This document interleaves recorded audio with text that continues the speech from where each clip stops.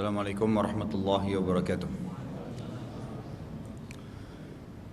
Innal hamdalillah nahmaduhu wa nasta'inuhu wa nastaghfiruh wa na'udzu billahi min shururi anfusina wa min sayyiati a'malina. May yahdihillahu fala mudilla lahu wa may yudlil fala hadiya lahu. Wa asyhadu an la ilaha illallah wahdahu la syarika lahu. Asyhadu anna Muhammadan abduhu wa rasuluh. Qala Allah Ta'ala ya ayyuhalladzina amanu taqullaha haqqa tuqatih wa la tamutunna illa wa antum muslimun. Wa qala azza min qail ya ayyuhan nasu ittaqu rabbakum alladzi khalaqakum min nafsin wahidah wa khalaqa minha zawjaha wa batha minhuma rijalan katsiran wa nisaa'a wattaqullaha alladzi tasaaluna bihi wal arham innallaha kana 'alaikum raqiba. Wa qala azza wa jalla ya ayyuhalladzina amanu ittaqullaha wa qulu qawlan sadida يصلح لكم أعمالكم ويغفر لكم ذنوبكم ومن يطع الله ورسوله فقد فاز فوزا عظيما أما بعد فإن أصدق الحديث كتاب الله وخير هدي محمد صلى الله عليه وسلم وشر الأمور محدثاتها وكل محدثة بدعة وبدعة ضلالة وإن ضلالة في النار. Bapak Ibu sekalian, ikhwah akhwat rahiman rahimakumullah. Malam ini kita akan bahas, sebenarnya kalau saya bahasakan sederhana, membedah buku. Judulnya Jangan Takut Syaitan, terbitan Pustaka Tazkiyah. Buku ini saya pilih sebenarnya untuk menggantikan Ustadz Nuzul di malam ini, karena saya melihat sangat penting membahas tentang masalah musuh kita, syaitan. Allah Azza wa Jal, Tuhan seluruh langit dan bumi ini, telah menciptakan segala sesuatunya yang kelihatan atau tidak kelihatan oleh mata manusia. Dan Allah Subhanahu wa ta'ala menghiasi bumi ini dengan alam semesta, ya, dengan langit itu dengan beragam macam yang ia inginkan. Di langit sana penuh dengan malaikat, bintang-bintang, gemerlapan, ada hujan turun, pergantian siang malam. Di bumi pun sama, dihiasi dengan tumbuh-tumbuhan, beragam macam, hewan-hewan, manusia, jin. Lalu Allah Subhanahu wa ta'ala juga menghubungkan satu sama yang lain dari makhluk-makhluk ini. Hanya saja bagi manusia ada yang Allah Subhanahu wa ta'ala tekankan untuk dijadikan sebagai musuh. Dan bahasa musuh ini jelas, ya. Kalau dikatakan musuh itu berarti kalau kita tidak menyerang dia, dia akan menyerang. Kalau kita tidak menangkis serangannya, maka kita akan mati terbunuh olehnya. Sering saya berikan isyarat kalau musuh itu seperti di medan perang. Misalnya saya pegang pedang, dia pegang pedang. Kalau saya nggak serang musuh saya diam saja, kira-kira pertanyaannya saya akan diapakan oleh musuh tersebut? Pasti akan dibunuh secara otomatis.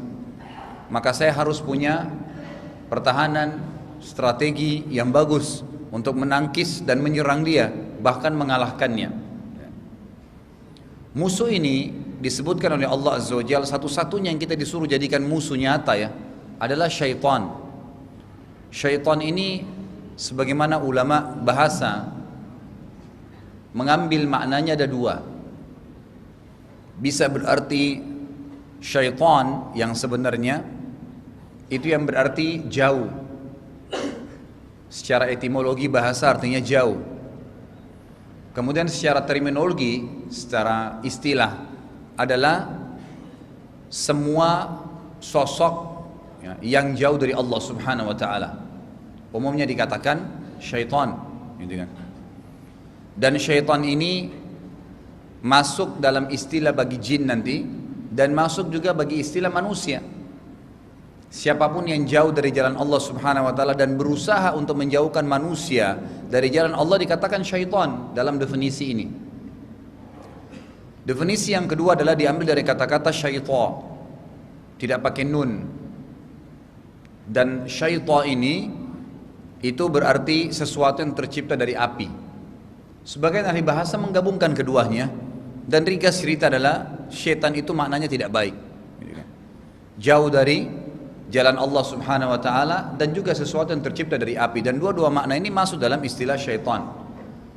Syaitan ini, Bapak Ibu sekalian, nama dan julukan yang Allah berikan kepada golongan fasik dan kafir dari jin. Golongan fasik dan kafir dari jin. Jadi manusia itu ada 3 golongan, ada mukmin, ada fasik, ada kafir. Jin manusia mukmin kita sudah tahu, orang beriman seperti kita insya Allah. Kemudian ada manusia yang fasik, ahli maksiat, muslim tapi masih berzina, masih riba, masih segalanya. Kemudian ada kafir, jin pun begitu. Ada jin mukmin, dan jin mukmin ini mustahil kerjasama dengan manusia atau mau interaksi dengan manusia. Mereka tahu hukumnya diharamkan, tidak boleh interaksi dengan manusia. Tinggal jin yang fasik dan jin yang kafir. Kalau jin yang fasik ini ya, sama dengan manusia yang fasik, ahli maksiat. Jadi kalau ada orang bilang saya pelihara jin tapi jin muslim, ya itu jin fasik, sama saja. Jin yang fasik ini ahli maksiat tapi dia muslim, sama dengan jin yang kafir. Satu rangkaian namanya syaitan. Jadi kalau diistilahkan syaitan adalah, ulama sepakat puncaknya adalah jin yang fasik dan kafir, gitu kan? Namanya syaitan. Nah, kalau kita ambil dari definisi ini berarti sama, memang betul apa yang ulama tekankan, diharamkan berinteraksi dengan semua syaitan, termasuk jin muslim. Termasuk jin muslim. Karena kalau jin mukmin yang tahu beriman sama Allah, dia tidak mau interaksi sama manusia. Tapi kalau masih mau jadi khadam, jadi pembantu, kemudian minta tumbal, minta makanan, minta darah, maka itu berarti syaitan. Nggak boleh masuk dalam kategori musuh kita, walaupun jin muslim. Dan juga dalam hadis dijelaskan, Nabi SAW pernah berkata kepada Abi Dzar radhiyallahu anhu, wahai Abi Dzar, dalam hadis sahih riwayat Imam Muslim, mintalah kepada Allah agar kau dijauhkan dari syaitan jin dan syaitan manusia. Lalu kata Abi Dzar radhiyallahu anhu, ya Rasulullah, apakah manusia juga punya syaitan? Kata Nabi SAW, iya, ya, ada. Mereka lah orang-orang yang mengikuti langkah-langkah syaitan dari jin. Jadi kalau sudah ada manusia yang mengikuti syaitan dari jin perilakunya, dan ini puncaknya adalah para penyihir, penyamun, itu semua syaitan-syaitan manusia, syaitan-syaitan manusia yang memang mereka diistilahkan syaitan dalam hadis Abi Dzar tadi karena memang mereka mengerjakan pekerjaan syaitan-syaitan dari jin tadi. Dalam buku ini diangkat sebuah subjudul yang menarik, musuh Anda adalah syaitan. Beliau mengangkat dalil pertama surah Al-Baqarah ayat 36 di mana Allah Subhanahu wa taala menyebutkan nama syaitan ini dan mengingatkan kepada kita, ya, puncak pemimpin daripada syaitan adalah iblis. Jadi iblis itu bukan raja jin, tapi raja syaitan, gitu kan? Jin-jin mukmin perangi iblis. Di alam jin sekarang ada jihad, ada perang di antara mereka, sebagaimana kita manusia berperang juga dengan orang-orang kafir. Makanya kalau Anda baca surah Jin ayat 1 sampai ayat 17, itu banyak sekali statement jin-jin mukmin yang memang membenci. Seperti misalnya perkataannya yang Allah berfirman, a'udzubillahi minasyaitonirrajim, wa kana yaqulu safihuna 'alallahi syatata. Kata jin-jin mukmin, dan dulu orang bodoh di antara kami, maksudnya iblis. Jin mukmin berkata tentang iblis adalah orang bodoh, gitu kan? Yaqulu 'alallahi syatata, mengatakan tentang Allah sesuatu yang bohong, dusta. Karena iblis menyebarkan kepada pengikutnya, dan pengikutnya godain manusia yang bodoh-bodoh juga untuk mengatakan Allah itu punya anak, seperti yang difahami oleh teman-teman kita orang Nasrani ini. Semoga Allah berikan hidayah, gitu kan? Itu pemahaman yang paling banyak disebarkan oleh iblis. Makanya paling banyak pengikut yang sesat dari jalan Allah adalah orang-orang Nasrani. Sebagaimana Ibnu Abbas mengatakan, ghairil maghdubi alaihim waladdallin, bukan orang-orang yang kau murkahi ya Allah itu adalah orang-orang Yahudi, dan waladdallin, bukan orang yang sesat. Siapa yang sesat? Nasrani. Kenapa dikatakan Yahudi maghdubi alaihim, dimurkahi? Karena mereka tahu kebenaran, ya, tapi tidak mau mengikutinya. Orang Yahudi begitu. Dia tahu Muhammad SAW ini Nabi, dia tahu Islam itu benar. Allah mengatakan dalam ayat lain, a'udzubillahi minasyaitonirrajim, ya'rifunahu kama ya'rifuna abna'ahum. Orang-orang Yahudi tahu siapa Muhammad SAW itu, sebagaimana mereka kenal anak-anak mereka, tahu kalau ini Nabi, tapi nggak mau ikut. Makanya Allah murka pada mereka. Kalau Nasara, dhalin, kata Ibnu Abbas, mereka dhal, mereka sesat karena mereka mau sebarin agamanya tapi salah, mengatakan Allah itu punya anak. Dan ini pemahaman, ini ide yang paling banyak disebarin oleh iblis, laknatullahi alaih. Karena dia memang paling banyak menekankan masalah pemahaman Allah itu punya anak. Terbukti hadis Bukhari menjelaskan nanti pada saat terjadi malhamah kubra, peperangan besar-besaran nanti sebelum kiamat besar, ya, antara muslimin dengan Bani Ahmar, orang-orang Nasrani, nanti perang besar gitu kan terjadi. Nanti pada saat umat Islam, kata Nabi SAW, kalian sudah menembus Rum. Rum itu sebagian ulama mengatakan sekarang adalah Vatikan. Pasukan Islam akan sampai ke sana, dan iblis, kata Nabi SAW, takut pendapat dia yang mengatakan Allah punya anak terbatalkan yang selama ini dia sebarkan. Lalu kata Nabi SAW, dia berkata kepada kaum muslimin, dia menjelma jadi manusia, lalu dia mengatakan, wahai muslimin, wahai mujahidin, Dajjal sudah keluar di rumah-rumah kalian. Dajjal sudah keluar di rumah-rumah kalian, maka kembalilah. Kata Nabi SAW, waktu itu kaum muslimin yang ikut jihad semua tahu itu sudah masa keluarnya Dajjal, dan kalau Dajjal keluar kita tidak boleh sengaja mencarinya.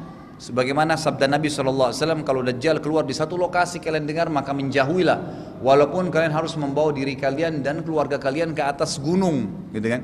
Karena jangan seseorang berkata di antara kalian, iman saya kuat, ternyata dia menjadi pengikutnya. Dia menjadi pengikutnya. Tapi jadi saksi bahasan adalah iblis takut pendapat yang mengatakan Allah punya anak itu habis.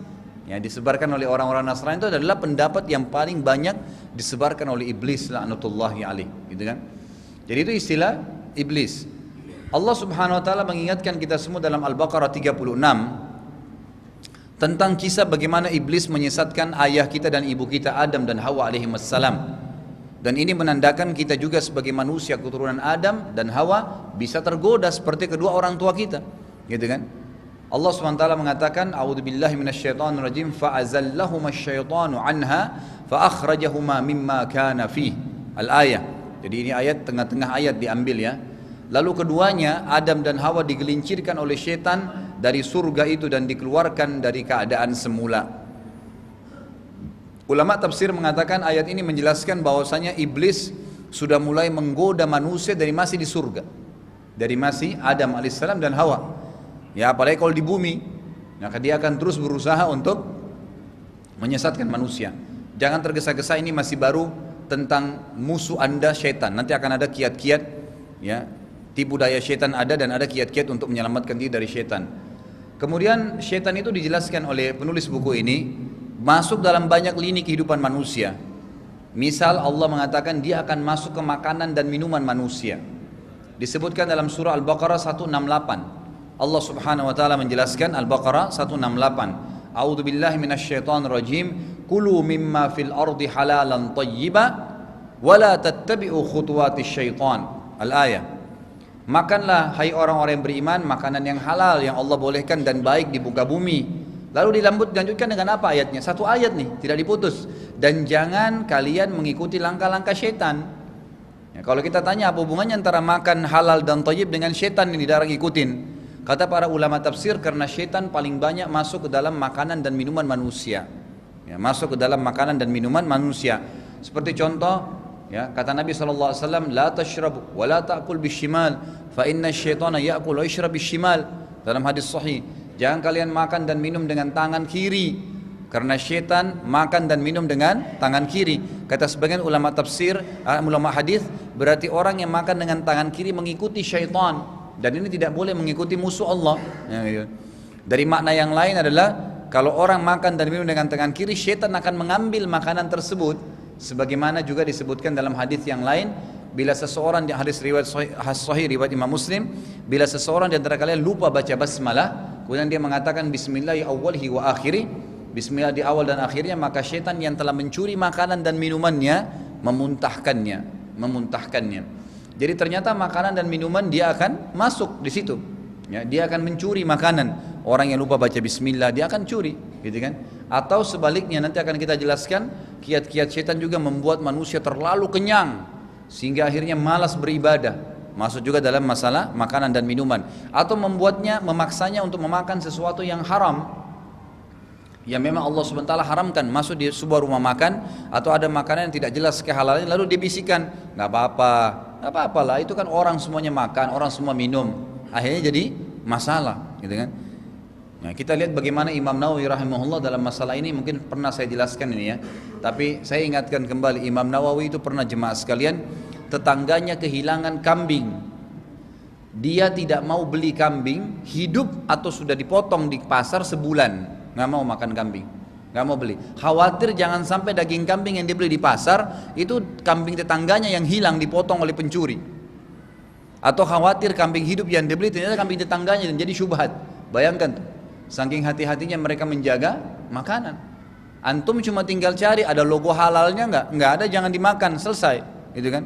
Masih banyak makanan yang lain. Ya, jangan sampai syaitan masuk di situ, karena kalau sudah masuk di badan kita makanan dan minuman haram maka termasuk salah satu penyebab daripada ancaman-ancaman yang ada, seperti misalnya tidak diterima doa. Kata Nabi SAW dalam hadis Bukhari Muslim, seseorang yang berantakan bajunya, rambutnya kotor, nggak ada alas kakinya, minta ya Allah berikan, ya Allah kasih, ini bagaimana Allah kasih, bagaimana Allah berikan, sementara makanan minuman pakaiannya haram. Dalam hadis yang lain juga riwayat Muslim, lahmun nabata min suhtin fannaru awla bihi, daging yang tumbuh dari pendapatan yang haram maka neraka lebih pantas baginya. Yang ketiga adalah syaitan selalu menahan orang untuk mengamalkan Islam secara kafah. Ya, kalau ada orang sudah mau menerapkan semua yang sunnah, semua yang wajib, maka syaitan berusaha menahannya. Sebagaimana beliau katakan, disebutkan dalam Al-Baqarah 208. A'udzubillahi minasyaitonirrajim, ya ayyuhalladzina amanu udkhulu fis silmi kaffatan wa la tattabi'u khutuwatis syaitan innahu lakum aduwwum mubin. Hai orang-orang yang beriman, masuklah kalian ke dalam Islam secara keseluruhan, amalkan semuanya. Dan satu-satunya yang bisa membuat kalian jauh dari itu, malas mau ngamalin sunnah-sunnahnya, meninggalkan yang makruh-makruhnya. Kita nggak bicara lagi yang wajib dengan haramnya. Mungkin orang umum mengerjakan yang wajib dan meninggalkan yang haram. Tapi sampai pada tingkat ada orang terus setiap hari dia mau meningkatkan ibadahnya, yang sunnah semua berusaha diamalkan, yang makruh pun ditinggalkan. Maka kata Allah, masuklah secara Islam secara keseluruhan. Dan ingat, jangan sampai kalian turuti syaitan sehingga kalian tidak jadi mengamalkan Islam itu, gitu kan? Jadi ini termasuk. Kemudian juga syaitan menjanjikan atau menakut-nakuti manusia dengan kefakiran, ya, karena berinfak. Sebagaimana Allah jelaskan dalam Al-Baqarah 268, A'udzubillahi minasyaitonirrajim, asyaitonu ya'idukumul faqra wa ya'murukum bil fahsya. Syaitan itu selalu menakut-nakuti kalian dengan kemiskinan. Kalau kita lagi punya uang 100 ribu, ada fakir miskin lewat, kalau kamu kasih nanti kamu mau makan apa, nanti kamu begini, nanti kamu begitu, itu orang masih kuat, itu anak pinjaman. Minimal kita lewatin orang fakir dan tidak bantu, minimal, maka dia sudah menang, kita yang rugi. Padahal sudah jelas dalam konsep agama kita harus diikuti dengan keyakinan, kalau kita memberikan maka kita pasti akan mendapat, ya kan? Wa ma anfaqtum min syai'in, kata Allah, fa huwa yukhlifu. Apapun yang kalian keluarkan di jalan Allah, Allah akan ganti pasti, nggak mungkin nggak. Jadi tidak mungkin tidak. Dalam sebuah kisah sahih dikatakan Ali radhiyallahu anhu pernah membawa duit, kemudian dia keluar untuk membeli makanan untuk anaknya. Pada saat tiba di pasar mau beli makanan, tiba-tiba ada seorang fakir miskin yang berkata, wahai ayahnya Hasan, saya udah 3 hari nggak makan, bisakah kamu bantu? Waktu itu Ali membawa kalau tidak salah 2 dirham, cukup untuk membeli makanan dia sekeluarga hari itu. Tapi orang miskin ini mengatakan dia sudah 3 hari nggak makan. Maka Ali pun kesian dan penuh keyakinan dikasihlah uang 2 dirham kepada fakir miskin tersebut. Lalu dia pulang ke rumahnya, Fatimah menanyakan, wahai Ali, mana makanannya tadi? Ya, uang yang kamu bawa. Kata Ali, tadi fakir miskin ada yang menahan saya di jalanan dan dia mengatakan 3 hari nggak makan. Kita tinggal hari ini aja belum makan, kemarin-kemarin sudah makan. Jadi saya rasa dia lebih perlu. Maka kata Fatimah, lalu apa yang kita mau makan hari ini? Kata Ali, tunggulah, coba saya ke rumah ayahmu, mungkin ayahmu Rasulullah SAW punya sesuatu. Pergilah Ali radhiyallahu anhu menuju ke rumah Nabi SAW. Karena keyakinannya dan ketulusannya tadi mengeluarkan infak untuk fakir miskin, padahal untuk biaya makan hari itu, gitu kan, untuk keluarganya, maka Allah SWT membalasnya dengan rezeki. Tiba-tiba saja dikatakan dalam riwayat ini atau dalam athar ini, Ali radhiyallahu anhu bertemu dengan seorang dari Ansar membawa seekor unta yang sangat besar, berwarna merah. Jadi unta merah besar betina ini yang paling mahal harganya. Gemuk, Masya Allah, bagus untanya. Lalu orang itu berkata setelah memberikan salam kepada Ali, wahai ayahnya Hasan, apa kau ingin membeli unta saya? Ya, kata Ali, tentu saja, tapi saya nggak punya duit. Berapa kamu mau jual? Kata orang itu 20 dinar. Ya. Kata Ali, saya nggak punya duit, kalau kamu mau nanti saya bayar. Kata orang itu, baik silakan ambil, kapan kamu punya duit baru bayar. Maka Ali pun mengambil unta tersebut lalu jalan. Baru beberapa langkah saja dia jalan, ada orang Ansar yang lain, gitu kan? Orang Madinah juga yang asli Madinah lewat dan melihat unta Ali, mengatakan, wahai ayah Hasan, apa kau ingin jual untamu? Kata Ali, tentu saja. berapa kau ingin jual? Kata Ali 40 dinar, ya, 40 dinar. Maka orang itu pun tanpa nawar memberikan 40 dinar di tangan Ali, mengambil unta tadi. Sampai dalam kisah ini dikatakan Ali sempat mengejar pemilik unta dan memberikan 20 dinar cash di tangannya. Apa yang terjadi? Allah Subhanahu wa taala seperti janjinya memberikan 10 kali lipat. Keluarkan 2 dirham, dapatnya 20 dirham dalam sekejap. Memang begitu, tapi syaitan biasa menakut-nakutin manusia supaya tidak mau berinfak. Makanya dikatakan oleh Allah, syaitan itu menjanjikan untuk menakut-nakuti kalian dengan kemiskinan dan menyuruh kalian untuk berbuat kejahatan atau kekikiran, perhitungan di jalan Allah Subhanahu wa taala. Juga dianjurkan bagi orang yang memiliki anak yang masih di perut, gitu kan? Ini masih di dalam mukaddimah masalah syaitan ya, belum kita masuk ke inti-inti bahasan. Di sini dikatakan bahwasanya sebagian ulama tafsir mengatakan kalau seandainya seseorang, apalagi ibu-ibu ya, kalau istrinya atau ibu lagi hamil atau anaknya lagi hamil, maka dianjurkan untuk mengikuti ibunya Maryam. Maryam alaihissalam, ibunya Isa alaihissalam, ibunya Maryam lagi, gitu kan? Neneknya Nabi Isa. Waktu lagi hamil Maryam, dia membaca doa. Permintaannya cuma satu, minta agar anak ini nanti Maryam kalau lahir diselamatkan dari syaitan. Maka sebagian ulama mengatakan dianjurkan bayi masih di perut pun diminta agar dijauhkan dari syaitan. Sebagaimana dalam surah Al-Imran ayat 36 Allah menceritakan masalah doanya ibunya Maryam, neneknya Nabi Isa alaihissalam. A'udzubillahi minasyaitonir rajim wa inni u'idzuha bika wa dzurriyyataha minasyaitonir rajim. Dan saya memohon perlindungan untuknya, ya, serta anak-anak keturunannya kepada pemeliharaanmu ya Allah dari syaitan yang terkutuk, ya. Maka kata para ulama tafsir, berkahnya doa ini adalah Maryam alaihissalam dijaga oleh Allah Subhanahu wa taala, sampai dikatakan dalam kisahnya Maryam alaihissalam tidak pernah keluar rumah kecuali darurat sekali, dan kebanyakan waktunya dalam rumah pun di mihrabnya. Sampai-sampai Nabi Zakaria yang merupakan, ya, paman dari Maryam itu terkagum-kagum pada saat masuk ke mihrabnya, mendapatkan ada buah-buahan, mendapatkan ada makanan, ya. Allah SWT ceritakan dalam surah Al-Imran semuanya kan, gitu. Bagaimana Nabi Zakaria waktu masuk ke dalam mihrabnya Maryam lalu heran melihat makanan. Apa yang dikatakan Nabi Zakaria? Anna laki hada, dari mana kau dapatkan ini wahai Maryam? Apa kata Maryam? Dari pasar kah? Dari tetangga kah? Dari orang lain? Kata Maryam, ya. Pada saat dikatakan anna laki hada, qalat huwa min indillah, innallaha yarzuqu man yasha'u bighairi hisab. Kata ulama tafsir, saking tidak pernahnya Maryam keluar bertemu sama laki-laki satupun, tidak pernah ketemu sama laki-laki yang bukan mahramnya.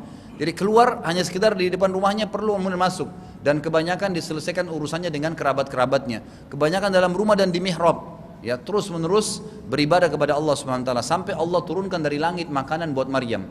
Kata dia, jawab Maryam kepada Zakaria, ini dari sisi Allah. Allah memberikan rezeki siapapun yang dia inginkan tanpa hisab, gitu kan? Jadi ini luar biasanya. Kata para ulama, berkahnya doanya ibunya Maryam menandakan memang betul-betul dijaga Maryam alaihissalam dari syaitan sampai dia tidak pernah ketemu dengan laki-laki yang bukan mahramnya. Sampai dia melahirkan Isa. Setelah melahirkan baru berinteraksi dengan masyarakat karena dia harus menggendong bayinya masuk ke tengah-tengah masyarakat. Jadi ini termasuk berkah dari doa untuk dijauhkan dari syaitan dia dan keturunannya. Tentu di sini ada dalam buku ini, kalau Anda miliki nanti cukup banyak dalil yang disebutkan oleh beliau, mungkin ada lebih dari 40 atau 50 ayat Al-Qur'an, gitu kan, yang membuktikan bahwasanya memang syaitan itu masuk ke dalam, ya, segala macam kehidupan manusia. Kemudian juga Allah SWT ingatkan dalam surah An-Nisa ayat 118.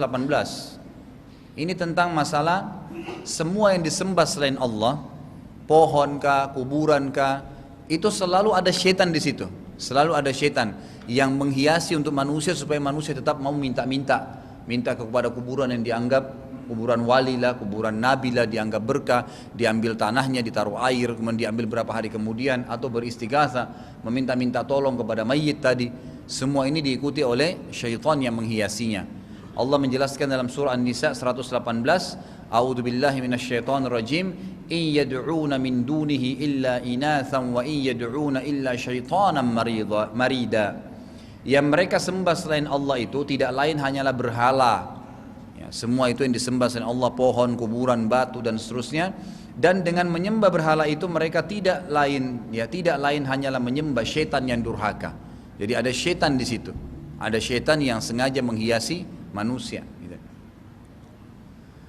Kemudian juga termasuk orang-orang yang menjauhkan diri dari berzikir kepada Allah SWT yang kita sebutkan ini. Tapi di sini beliau angkat di mukaddimahnya, orang yang jauh dari zikir Allah, malas beribadah, malas hadir di majelis ilmu, malas sholat berjamaah, malas ibadah. Pokoknya hidupnya bangun tidur cuman makan, minum, cerita, kerja, selesai, tidur lagi, begitu terus.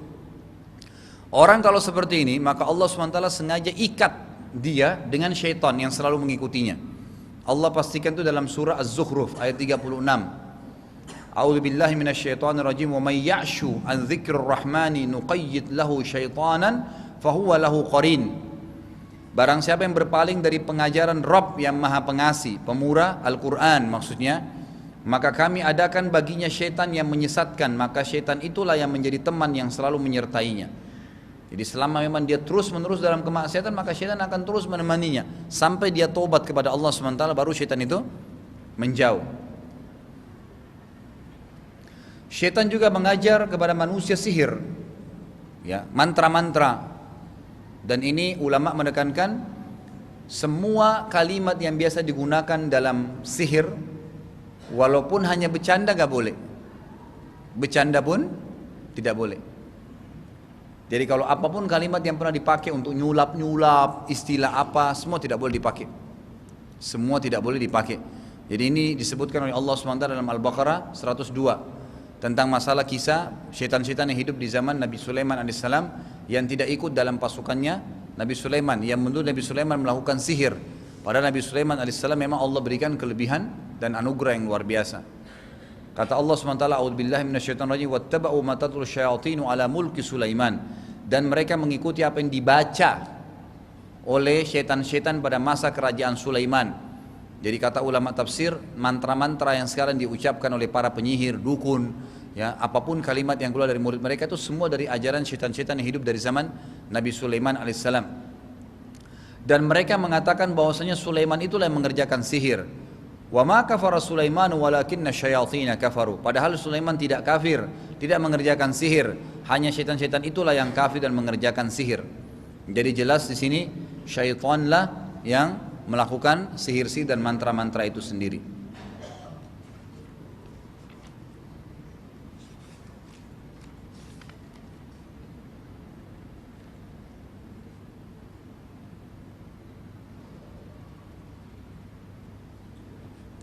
Kita masuk sekarang, poin yang selanjutnya adalah berbagai rupa serangan syaitan. Apa yang dia lakukan ke manusia, lebih umum. Yang pertama, maaf, lebih khusus maksud saya. Tadi itu lebih umum kita sebutkan, ini lebih khusus. Yang paling sering sekali dia lakukan adalah menimpakan was-was. Menimpakan was-was, ragu, bimbang. Benar enggak ya? Gitu kan. Salat ini, kalau saya salat ada pahalanya enggak ya? Kalau saya mati masuk surga enggak ya? Nanti kalau saya berdosa ada neraka enggak ya? Bimbang. Di sini beliau katakan ini adalah serangan syaitan yang terbesar, was-was. Sebab ia senantiasa menimpakan penyakit ini dan keraguan-raguan pada manusia hingga mengeluarkannya dari akidah Islam.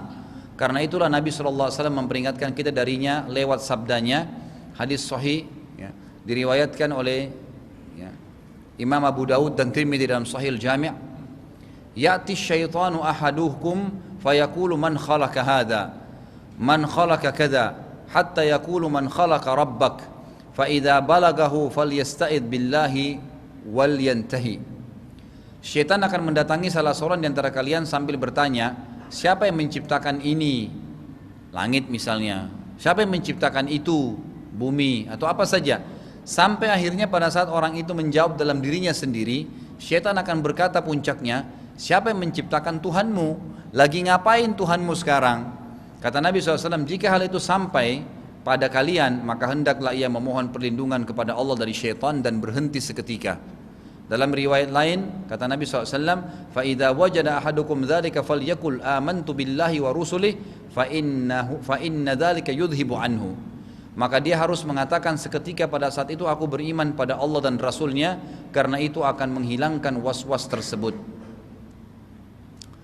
Kemudian dikatakan juga jika ia berputus asa dari menimpa waswas, jika ia berputus asa dari menimpakan waswas pada manusia, maka ia beralih menimpakan waswas dalam perkara ibadah.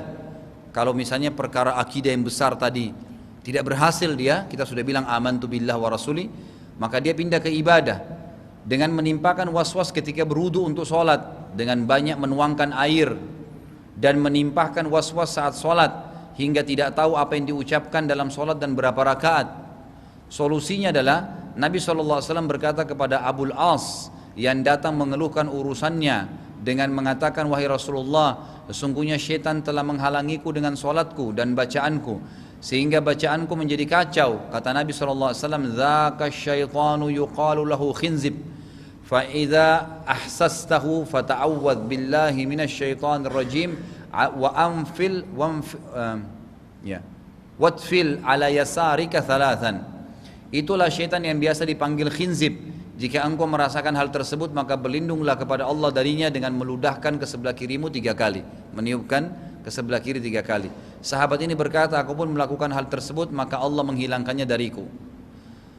Kemudian yang kedua, menebarkan ketakutan di tengah manusia. Dan ini adalah senjata yang kedua, bagaimana dia menakut-nakuti manusia dalam segala hal, baik dalam mengerjakan ibadah di malam hari, bersedekah di siang hari, berpuasa di siang hari, kemudian khawatir dan ragu atau takut kalau seandainya berbakti dengan orang tua maka istrinya akan marah, ya, semua itu menakut-nakutin.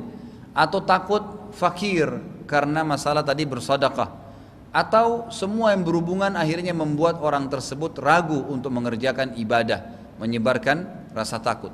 Dalam sebuah athar disebutkan bahwasanya Idris alaihissalam pernah bertemu dengan iblis. Lalu iblis ini menggunakan kalung yang berwarna-warni. Berkata Idris alaihissalam, apa yang kau pakai di lehermu itu wahai iblis? Kata iblis, ya, aku menggunakan kalung yang pertama ini, setiap kali anak Adam balik aku letakkan di lehernya, dan ini adalah syahwat. Ini adalah syahwat, sehingga membuat dia selalu targetnya bagaimana punya pasangan, teman lawan jenis yang dia lampiaskan syahwatnya sehingga terjadi perzinahan. Kalau dia berhasil tidak bisa terganggu, maka saya gunakan kalung kedua mencintai harta, maka dia bisa membunuh kerabatnya atau saudaranya sendiri karena harta. Kalau dia berhasil lolos, maka saya akan berikan cinta jabatan yang akhirnya membuat dia mempertahankan dengan alasan apapun. Maka kemudian Idris alaihissalam berkata kepadanya, dan ini yang berhubungan juga dengan poin setelahnya, ya, poin dimana yang ketiga, ya, dia membuat manusia itu sampai kenyang, ya, sampai kenyang. Dia membangkitkan syahwat dan amarah serta membuat manusia itu sangat kenyang, ya, kalau makan. Kata Idris alaihissalam, wahai iblis, apakah kau pernah berhasil menggodaku? Maka kata iblis, iya wahai Nabi Allah. Kata Idris, kapan itu? Kata, ya, iblis, satu malam pernah anda menikmati makanan yang sangat enak sehingga akhirnya anda lupa, ya, karena saya bisikan enak, tambah aja lagi, mumpung menyenangkan orang yang punya rumah, sampai akhirnya anda makan sangat kenyang dan membuat anda terlambat dari waktu yang biasanya anda sholat malam. Bukan kehilangan sholat malam, ya, tapi berkurang waktu yang biasa dipakai untuk beribadah, gitu kan. Maka Idris pun mengatakan, mulai malam ini aku tidak akan pernah kenyang selamanya, gitu kan. Ini cara-cara syaitan masuk di manusia, gitu kan. Jadi dia masuk dengan cara menyebarkan ketakutan di antara manusia. Allah berfirman dalam surah Al-Imran 175, apapun yang kita ingin lakukan dalam ibadah tidak boleh takut, termasuk juga tidak boleh takut pada saat sedang sendirian, karena syaitan itu sangat lemah dan tidak bisa buat apa-apa. Kata Allah, innama dzalikumus syaitanu yukhawifu awliya'a fala takhafuhum wa khafuni in kuntum mu'minin. Al-Imran 175. Sesungguhnya mereka itu tidak lain hanyalah syaitan yang menakut-nakuti kalian dengan menakut-nakuti kawan-kawannya dari kaum musyrik, ya, orang-orang yang kafir dan takut padanya. Karena itu janganlah kalian takut kepada mereka, tapi takutlah kepadaku, kata Allah, jika kalian benar-benar orang-orang yang beriman. Yang ketiga adalah syaitan mengadakan permusuhan di antara kaum yang beriman, orang-orang yang beriman. Sebagaimana Allah SWT mengatakan dalam surah Al-Ma'idah ayat 91, A'udzu billahi minasyaitonir rajim, innama yuridu syaitanu an yuqi'a bainakumul adawata wal baghdha. Sesungguhnya syaitan itu bermaksud hendak menimbulkan permusuhan dan kebencian di antara kalian, Ya, jadi dia tanamkan hal tersebut di dalam jiwa orang-orang yang beriman. Kemudian dikatakan di dalam hadis riwayat Imam Muslim, kata Nabi SAW, inna syaitana kad aisa an ya'budahu musalluna walakin fit tahrishi bainahum. Sesungguhnya syaitan telah putus asa untuk disembah oleh orang-orang yang sholat. Nah, dari hadis ini juga pelajaran orang sholat tidak akan ikut-ikutan sembah syaitan, namun ia akan mengadakan permusuhan di antara orang-orang yang sholat itu. Ya, permusuhan di antara orang-orang yang sholat itu. Yang keempat, menghalangi mengingat Allah Subhanahu wa taala. Ya, berusaha untuk kalau orang itu ahli ibadah dikurangin waktunya, tidak berjamaah rame-rame misalnya. Apa kata Nabi SAW? Ya, lazimilah berjamaah itu rame-rame. Ya, rame-rame ke majelis taklim, rame-rame ke sholat berjamaah, rame-rame mengerjakan, gitu kan? Karena dengan rame-rame mengerjakan hal tersebut, kata Nabi SAW, lazimilah berjamaah itu, terutama sholat berjamaah ya. Karena sesungguhnya serigala hanya bisa mengambil atau mencuri kambing atau domba yang lepas dari gerombolannya. Artinya kalau kita sendiri maka lebih mudah digoda oleh syaitan, ya kan gitu. Dia menghalangi orang dari zikrullah. Karena ternyata sebaliknya, bila seseorang itu menyibukkan diri dengan zikrullah, dipastikan maka orang tersebut akan selamat dari syaitan. Sebagaimana Nabi SAW sebutkan di dalam hadis sahih riwayat Imam Muslim, kata Nabi SAW, aku diperlihatkan ya, salah satu dari umatku yang dikerumuni oleh syaitan. Terus syaitan berusaha untuk menggodanya, tetapi karena dia berzikir, maka zikir datang dan mengusir syaitan tersebut. Jadi dengan zikrullah, zikir pagi sore, beristighfar kepada Allah, apa saja kita baca, apalagi kalau dalam kondisi kita lagi dipenuhi dengan waswas syaitan, maka itu dengan sendirinya akan mengusir syaitan-syaitan tadi. Kemudian juga selanjutnya, yang kelima ya, adalah masuk dari pintu amarah dan syahwat. Amarah dan syahwat. Ya. Sebagaimana Nabi SAW menjelaskan di dalam hadis di mana dua orang sahabat riwayat Bukhari yang sedang bertengkar sampai wajah mereka memerah. Maka Nabi SAW mengatakan, saya tahu kalimat kalau keduanya mengucapkan maka akan pergi darinya marah tersebut. Maka berkatalah seorang sahabat di sebelah Nabi SAW, apa itu ya Rasulullah? Kata beliau, bila mereka membaca a'udzubillahi samil alimi minasyaitonir rajim, saya menjauhkan diri atas nama Allah yang maha mendengar dari syaitan yang terkutuk, gitu kan. Juga Nabi SAW mengingatkan dalam banyak hadisnya agar setiap muslim tidak mengikuti syahwatnya kecuali berhubungan dengan hal-hal yang dihalalkan, seperti misalnya pelampiasan dengan lawan jenisnya yang halal. Ya, sebagaimana Nabi SAW mengatakan dalam hadis sahih riwayat Imam Ahmad, bila salah seorang di antara kalian ya bangkit syahwatnya karena melihat lawan jenisnya, maka dia kembali kepada pasangan halalnya karena dia, pasangan halalnya, memiliki apa yang dimiliki oleh orang tersebut, dan sesungguhnya itu sudah ditunggangi oleh syaitan. Selanjutnya yang keenam adalah tergesa-gesa dan tidak meneliti terlebih dahulu. Ini satu hal yang perlu digarisbawahi ya. Orang muslim tidak boleh tergesa-gesa. Sebagaimana sabda Nabi SAW riwayat Tirmidzi, dan hadis ini memiliki banyak riwayat yang mendukungnya. Jadi artinya hadisnya sahih.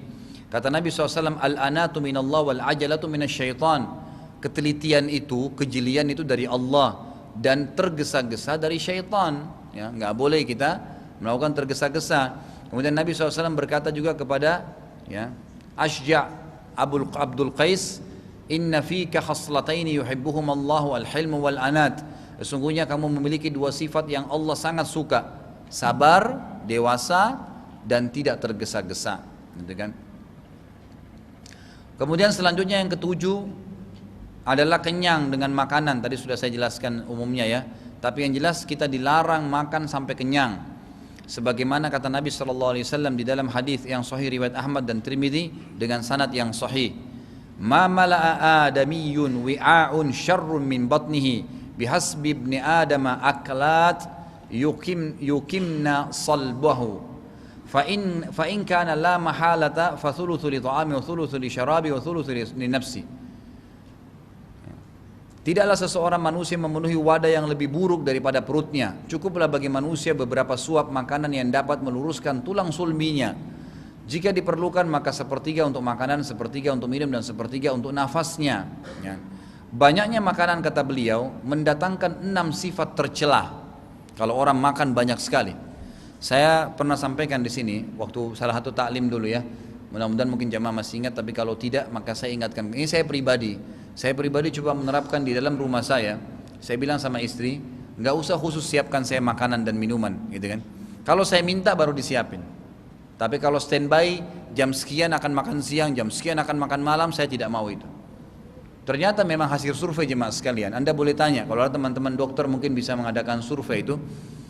Itu ternyata dengan menentukan waktu tertentu makan, itu yang paling banyak menjadi penyebab penyakit mah. Karena kapan kita keluar dari waktu yang sudah kita tentukan, itu jadi penyakit mah nanti. Karena usus kita sudah terbiasa mengelola pada waktu itu. Dan subhanallah ada hadis Nabi SAW, memang hadis ini diperselisihkan tentang kesahihannya. Tapi secara makna ulama mengatakan benar, gitu kan. Nahnu qaumun la na'kul hatta naju wa idza aqalna la nashba. Kami kaum tidak akan makan sampai kami lapar, dan kalau kami lapar kami tidak akan, kalaupun kami makan kami tidak pernah sampai kenyang, gitu kan? Jadi kalau makan saudaraku, makan saja secukupnya. Jangan sampai kita kenyang, sampai susah nafas, susah berdiri, akhirnya ikat pinggangnya harus dibuka, gitu kan? Jadi susah. Untuk apa? Gitu. Tidak ada manfaatnya. Apakah Anda sudah tahu bahwasanya kalau kita mohon maaf buang air besar, itu berarti semua yang tidak diperlukan oleh tubuh kita? Ini kan?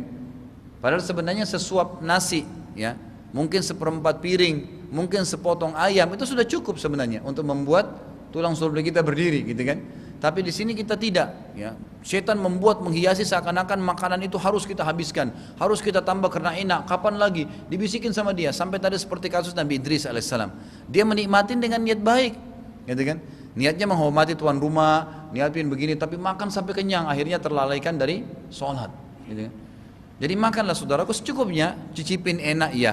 Berikan kesempatan lagi nanti untuk minuman, berikan kesempatan untuk mencicipi jenis makanan yang lainnya. Jadi nggak usah maksain diri harus habisin, gitu kan. Nanti kita makan berapa jam lagi kemudian nggak ada masalah. Tapi jangan sampai kenyang, karena kenyang ini disepakati adalah pintu masuknya syaitan yang ketujuh. Beliau mengatakan banyak makan menandakan 6 sifat tercela. Yang pertama, menghilangkan rasa takut kepada Allah dari hatinya. Kata beliau, kalau orang banyak makan sampai kenyang ya, kalau tidak ada masalah. Coba Bapak Ibu ambil contoh, kalau mobil kita bensinnya penuh, lalu kita isi lagi bensin, bermanfaatkah yang baru kita isi? Udah jelas tidak. Sama itu kalau perut lagi kenyang, oh karena sudah jadwal saya makan siang jam 12, saya harus makan. Jadi penuh, lagi penuh, lagi dikelola makanan yang sebelumnya dari sarapan tadi, nggak ada manfaatnya.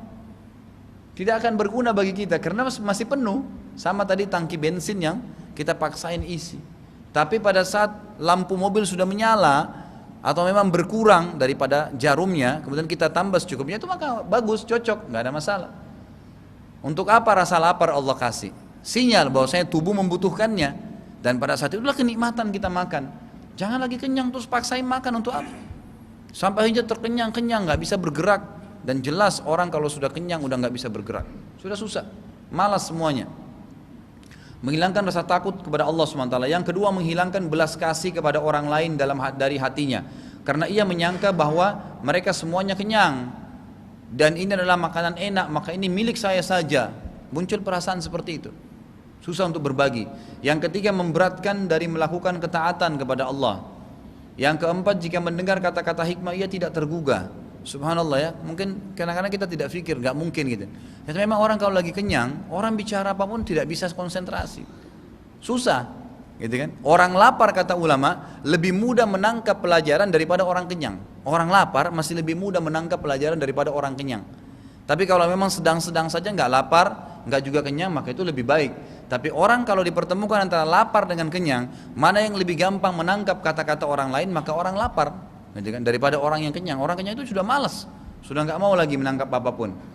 Yang kelima, jika ia berbicara untuk menyampaikan pelajaran dan hikmah, maka kata-kata tersebut tidak bisa menyentuh hati orang lain karena terlanjur dikuasai oleh syaitan.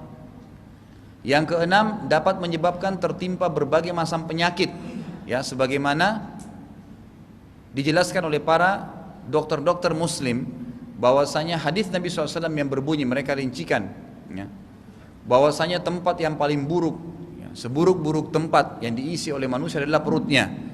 Maka secara medis pun terbukti ternyata penyakit, semua penyakit sumber utamanya perut.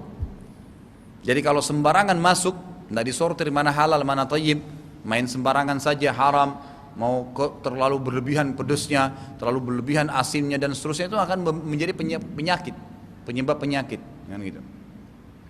Kemudian yang kedelapan, syaitan masuk bermalas-malasan dalam ketaatan, ya, dan melakukan hal-hal yang diharamkan, hal-hal yang diharamkan, sebagaimana kata Nabi SAW di dalam hadis yang sahih, ya, diriwayatkan Imam Ahmad, ma min thalathatin fi qaryatin wala badwin la tuqamu fihim as-salah illa istahwadha alaihim asy-syaitan fa alaikum bil jamaah fa innama ya'kulu adh-dhi'bu minal ghanamil qasiyah.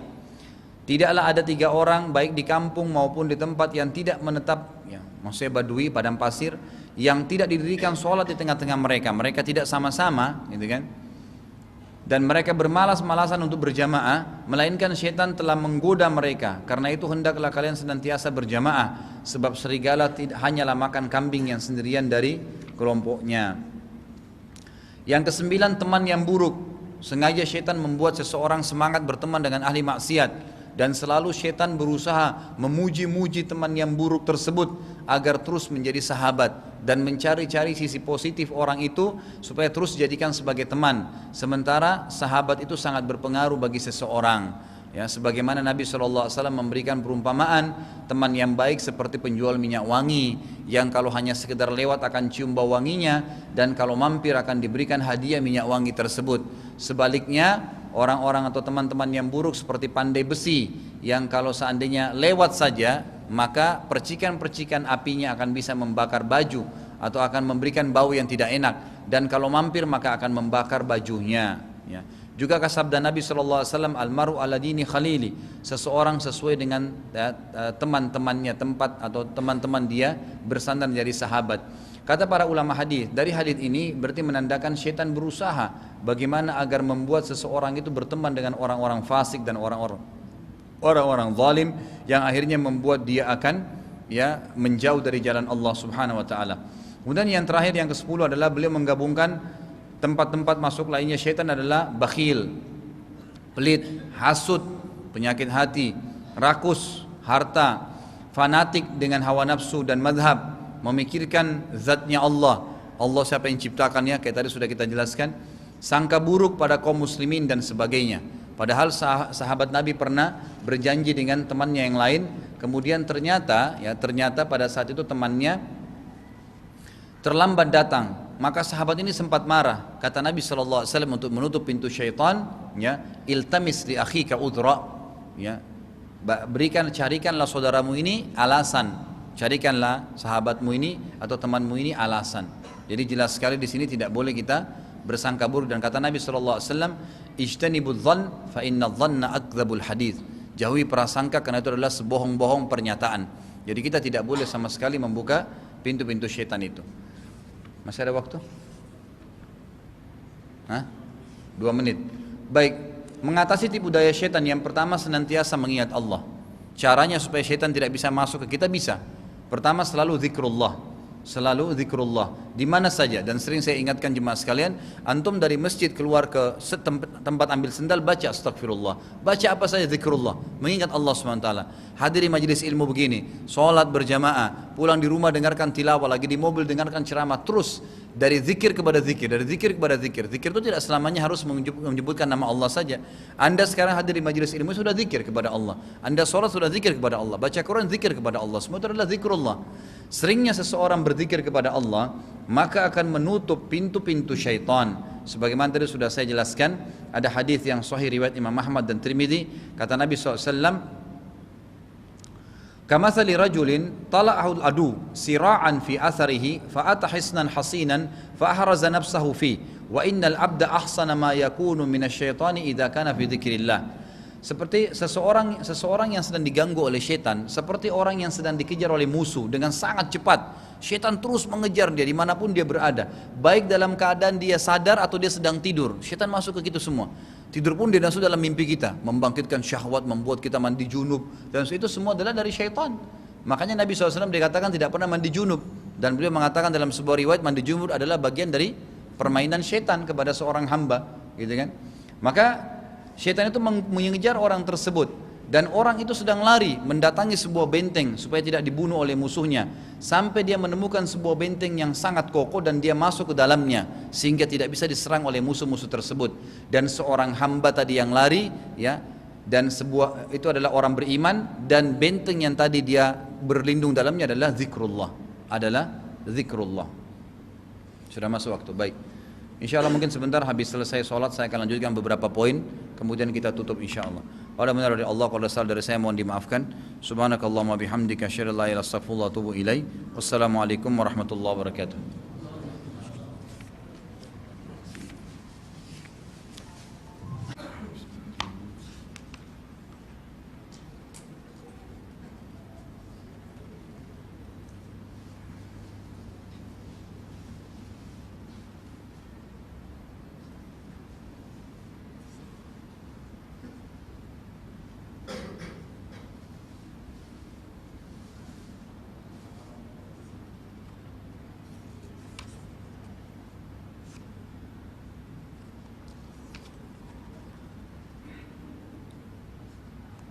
Sudah.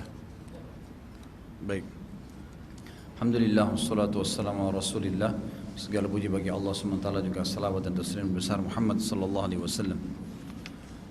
Sebagai penutupan bahasan kita berhubungan dengan masalah syaitan ini, ada 3 poin besar yang saya ingin simpulkan. Yang pertama, saudaraku, kita harus menyadari bahwasanya hidup di muka bumi ini yang kita laluin sampai kita meninggal, selalu ada musuh yang mengintai kita, itulah syaitan.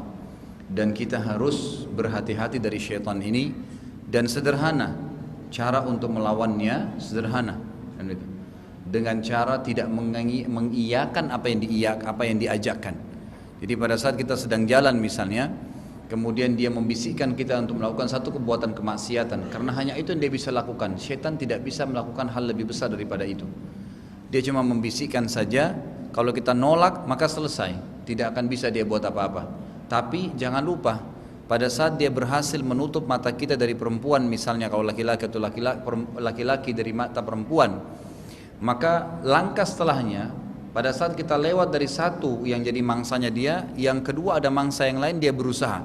Yang penting usahakan nyantol dan berbuat dosa. Syaitan itu selalu berusaha ingin menjadikan targetnya tercapai. Mau itu dosa besar atau dosa kecil, gitu kan? Mau itu dosa besar atau dosa kecil. Dan kata Ibnu Qayyim rahimahullah dalam bukunya Talbisul Iblis, kata beliau, syaitan itu mulai dari dosa besar dulu, masalah kekufuran. Kalau orang itu bisa kufur, maka itu jadikan target. Kalau kufur nggak bisa, masuk ke perbuatan bid'ah, ibadah yang dibuat-buat. Kalau tidak bisa, baru dia masuk ke dosa-dosa besar. Kalau dosa-dosa besar pun bisa lolos, maka dia membiasakan seorang hamba melakukan dosa kecil dengan menghias-hiasinya. Kalau dosa kecil pun berhasil, setiap digoda dia tolak, gitu kan? Maka dia akan masuk kepada kelalaian terhadap hal-hal yang mubah. Jadi misalnya mubah nih, makan mubah, tapi orang makan berlebih-lebihan, ya, akhirnya minimal waktu itu tidak dipakai ibadah sama dia. Mubah dikerjain tidak dapat pahala, ditinggalkan juga tidak dapat dikerjakan tidak dapat pahala, ditinggalkan juga tidak ada dosanya, gitu kan? Jadi mubah umum saja hukumnya. Maka itulah langkah-langkah syaitan berusaha untuk menyesatkan manusia. Jadi ada musuh, ini poin pertama. Maka kita harus berhati-hati dengannya dan jangan mengikuti bisikannya. Selesai itu saja, gitu kan? Makanya Al-Quran menceritakan bagaimana iblis pada hari kiamat mengatakan dalam Al-Quran, a'udzubillahi minasyaitonirrajim, pada saat iblis sudah dimasukkan ke neraka, gitu kan? Allah keluarkan tiang besar, dalam hadis Bukhari dikatakan dari neraka, di situ iblis diikat. Lalu dia berkhutbah kepada ahli neraka, dia mengatakan, innallaha wa'adakum wa'dal haqq wa wa'adtukum fa akhlaftukum fala talumuni walumu anfusakum, gitu kan? Sesungguhnya Allah menjanjikan kalian janji-janji yang benar, sholatlah, dapat pahala, ibadahlah, inilah, itulah, inilah. Dan saya juga ikut-ikutan di situ. Saya yang janjikan kalian juga. Enggak usah, kamu capek, istirahat aja, lebih baik tidur dan seterusnya. Tapi saya ini sebenarnya salah, saya bohong, gitu kan? Maka jangan salahkan diri saya dan salahkan diri kalian sendiri. Dalam ayat yang dikatakan, ma'ana bimusrikhikum wa ma'antum bimusrikhi. Saya tidak bisa tolong kalian, kalian tidak bisa tolong saya, gitu kan? Jadi Allah sudah bongkar kedoknya syaitan dari masa kita di dunia ini. Jangan diikutin. Kata ulama, jalan cuma dua, jalannya Allah atau jalannya syaitan, gak ada yang ketiga. Kita kalau lagi di jalannya Allah berarti kita jauh dari syaitan. Kalau kita dari jalannya syaitan berarti kita jauh dari jalannya Allah. Enggak ada tengah-tengah bisa disatukan dua jalan ini, enggak bisa. Gitu kan? Makanya kita harus menolak syaitan itu. Dan dalam hadis yang sudah sering saya sampaikan, bahwasanya Nabi SAW mengatakan dalam sebuah hadis, kita semua ini termasuk beliau punya qarin, pendamping dari malaikat dan dari syaitan. Malaikat menyuruh kebaikan dan syaitan menyuruh kepada keburukan. Sampai para sahabat heran mengatakan, ya Rasulullah, Anda juga punya qarin dari syaitan? Kata Nabi, iya, tapi Allah telah memberinya petunjuk sehingga dia tidak menyuruh saya kecuali kebaikan. Jadi poin pertama yang besar adalah sadarilah bahwasanya ada musuh kita namanya syaitan dan jangan diikutin. Yang kedua, kesimpulan dari apa yang kita bahas, syaitan itu lemah, syaitan itu kecil, syaitan itu terhina. Ini harus digarisbawahi ini, karena di film-film horor, di cerita-cerita tentang syaitan selalu digambarkan syaitan itu besar dan menakutkan. Dengarkan baik-baik hadis Nabi SAW di dalam hadis Sahih riwayat Abu Dawud dan Imam Ahmad yang berbunyi, kalau seorang hamba, kata Nabi SAW, mengucapkan Bismillah, Bismillah saja, mau apa saja, mau makan, mau mulai kegiatan apa saja, gitu kan? Maka syaitan yang ada di sekitarnya menjadi kecil sampai seperti lalat. Hadis Sahih, menjadi kecil sampai seperti lalat. Jadi sebenarnya syaitan itu sangat lemah, dia nggak bisa buat apa-apa, Syaitan cuma bisa nakut-nakutin. Kalau kita nggak takut, selesai. Nggak ada apa-apa, gitu kan? Tidak ada apa-apa. Dan ini juga tentu semua yang bisa membawa kita pada hal-hal yang membesar-besarkan syaitan harus dijauhin. Nggak boleh lagi nonton film horor, ya nggak boleh lagi nonton lihat gambar-gambar yang menakutkan. Itu semua ilustrasi syaitan, nggak boleh. Ya nggak boleh. Harus ditinggalkan. Lihat yang baik-baik yang Allah ciptakan, makhluknya Allah, pohon-pohon, tulisan Al-Quran, gitu kan? Sesuatu yang baik, karena semua yang syaitan, semua yang buruk itu syaitan yang hiasin, nggak boleh, gitu kan? Jadi jangan dibesar-besarkan syaitan itu kecil dan terhina. Selalu ingat hadis Nabi tadi yang saya katakan, kalau seseorang hamba membaca Bismillah, maka syaitan menjadi kecil sampai seperti lalat, gitu. Sampai seperti lalat. Juga syaitan berusaha untuk menyesat-nyesatkan manusia, ya, menyimpangkan manusia. Jadi ada hadis yang agung, bunyinya begini, dalam hadis riwayat Imam Muslim, ya. Dan ini berarti yang ketiga, poin kesimpulannya adalah bagaimana seseorang tahu dia punya Tuhan benar ada, gitu kan? Semua apa yang Allah halalkan dia kalau nikmatin, syaitan nggak bisa buat apa-apa. Dan kalau yang haram dia tinggalkan, syaitan juga nggak bisa buat apa-apa. Artinya apa? Apapun yang dia ingin kerjakan untuk lurus masuk ke surga dia bisa lakukan. Tidak ada yang bisa menghalanginya kecuali syaitan hanya berusaha. Kalau dia tolak maka tertolak. Apa bunyi hadis riwayat Imam Muslim? Kata Nabi SAW dari sahabat Iyad ibn Himar, ya, radhiyallahu anhu berkata, Nabi SAW berkhutbah dan berkata, ya ayuhan nas, innallaha amarani an u'allimakum ma jahiltum mimma 'allamani fi yaumi hadha. Inna kulla malin nahaltuhu 'abdan halal wa inni khalaqtu 'ibadi hunafa'a kullahum fa'atathum asy-syayatinu fajtalathum 'an dinihim wa harramat 'alaihim ma ahlaltu lahum wa amarathum an yusyriku bi ma lam unzil bihi sultana. Wahai manusia, kata Nabi sallallahu alaihi wasallam, sesungguhnya Allah telah memerintahkan kepadaku agar memberitahukan kepada kalian apa yang kalian tidak ketahui sebagaimana yang tidak diajarkannya kepadaku. Maksudnya Allah pada hari ini Allah mengatakan, dengarkan baik-baik kata Nabi kepada para sahabat, ya, semua harta yang aku berikan kepada seorang hamba adalah halal. Dasarnya sebenarnya harta ini semuanya halal, ya, pendapatan hamba. Aku juga menciptakan hamba-hambaku seluruhnya dalam keadaan lurus. Begitu lahir sebenarnya lurus tuh. Kalau nggak dirusak fitrahnya maka tetap dia lurus.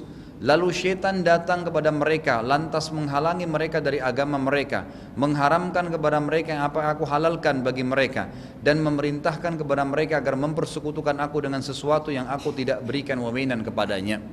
Jadi jelas sekali dari hadis ini kita ambil pelajaran bahwasanya semua hamba-hamba Allah. Jadi kita lihat misal memukul orang, fitrahnya asalnya orang tahu itu tidak benar, gitu kan?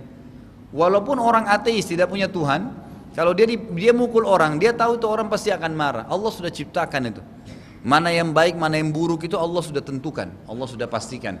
Mencaci maki orang, menghina orang, mengambil haknya orang lain, apa saja perbuatan buruk sebenarnya Allah sudah ciptakan dan orang tahu itu sebenarnya. Nanti syaitan yang menghiasinya seakan-akan itu benar, seakan-akan itu benar, gitu kan? Jadi seperti itu kata Allah SWT. Jadi sebenarnya tidak usah diikutin, cuma itu saja. Ya, dan aku sudah ciptakan juga hamba-hambaku dalam keadaan lurus, sebagaimana sabda Nabi SAW, gitu kan? Semua hamba ya, yang lahir pasti, semua anak yang lahir pasti dalam keadaan fitrah, mengenal Tuhannya, tahu Allah, tahu mana baik mana buruk. Selama tidak datang syaitan merusaknya, maka dia akan terus lurus, gitu kan?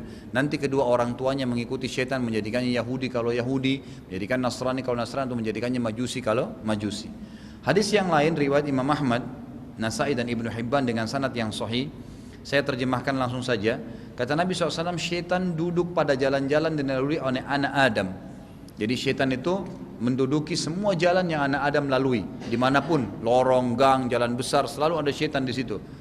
Ia duduk untuk menghalanginya dari jalan Islam. Kalau ada orang masuk Islam, dihalangi sama dia, sambil mengatakan kepadanya, membisikkan dalam hatinya, kamu masuk Islam dan meninggalkan agamamu dan agama bapakmu dan nenek moyangmu. Namun manusia tersebut mendurhakainya lalu masuk Islam. Artinya gampang, tepis aja, gitu kan? Gak mau, saya tetap mau masuk Islam, sudah selesai. Manusia mendurhakai, maka syaitan gak bisa buat apa-apa. Kemudian ia juga ada yang duduk menghalangi orang dari jalan hijrah, seraya mengatakan, kamu mau berhijrah dengan meninggalkan tanah dan langitmu tempat kamu lahir. Sesungguhnya perumpamaan orang yang hijrah seperti orang yang diikat, susah, untuk apa, gitu kan, dihalang-halangin. Namun orang tersebut mendurhakai syaitan, kemudian tetap berhijrah, maka syaitan gak bisa buat apa-apa. Sudah selesai berarti, tetap dikerjakan. Kemudian ia duduk untuk menghalanginya dari jalan jihad, seraya mengatakan, kamu berjihad, sedangkan jihad adalah memberikan jiwa dan hartamu, lalu kamu akan terbunuh, lalu istrimu akan dinikahi orang lain, dan hartamu akan dibagi-bagikan. Namun ada manusia yang mendurhakainya lalu tetap berjihad, maka amanlah dan selamatlah dia dan keluarganya. Barang siapa yang melakukan demikian, artinya menolak syaitan, ya, kemudian dia tetap jalankan apa yang Allah perintahkan, maka Allah pastikan ia memasuki surga. Barang siapa yang terbunuh, maka pasti Allah akan memasukkannya ke dalam surga di jalan Allah. Kalau dia terbunuh di jalan Allah, maka dia masuk dalam surga. Jika ia tenggelam sementara berperang, maka Allah pasti masukkannya ke dalam surga.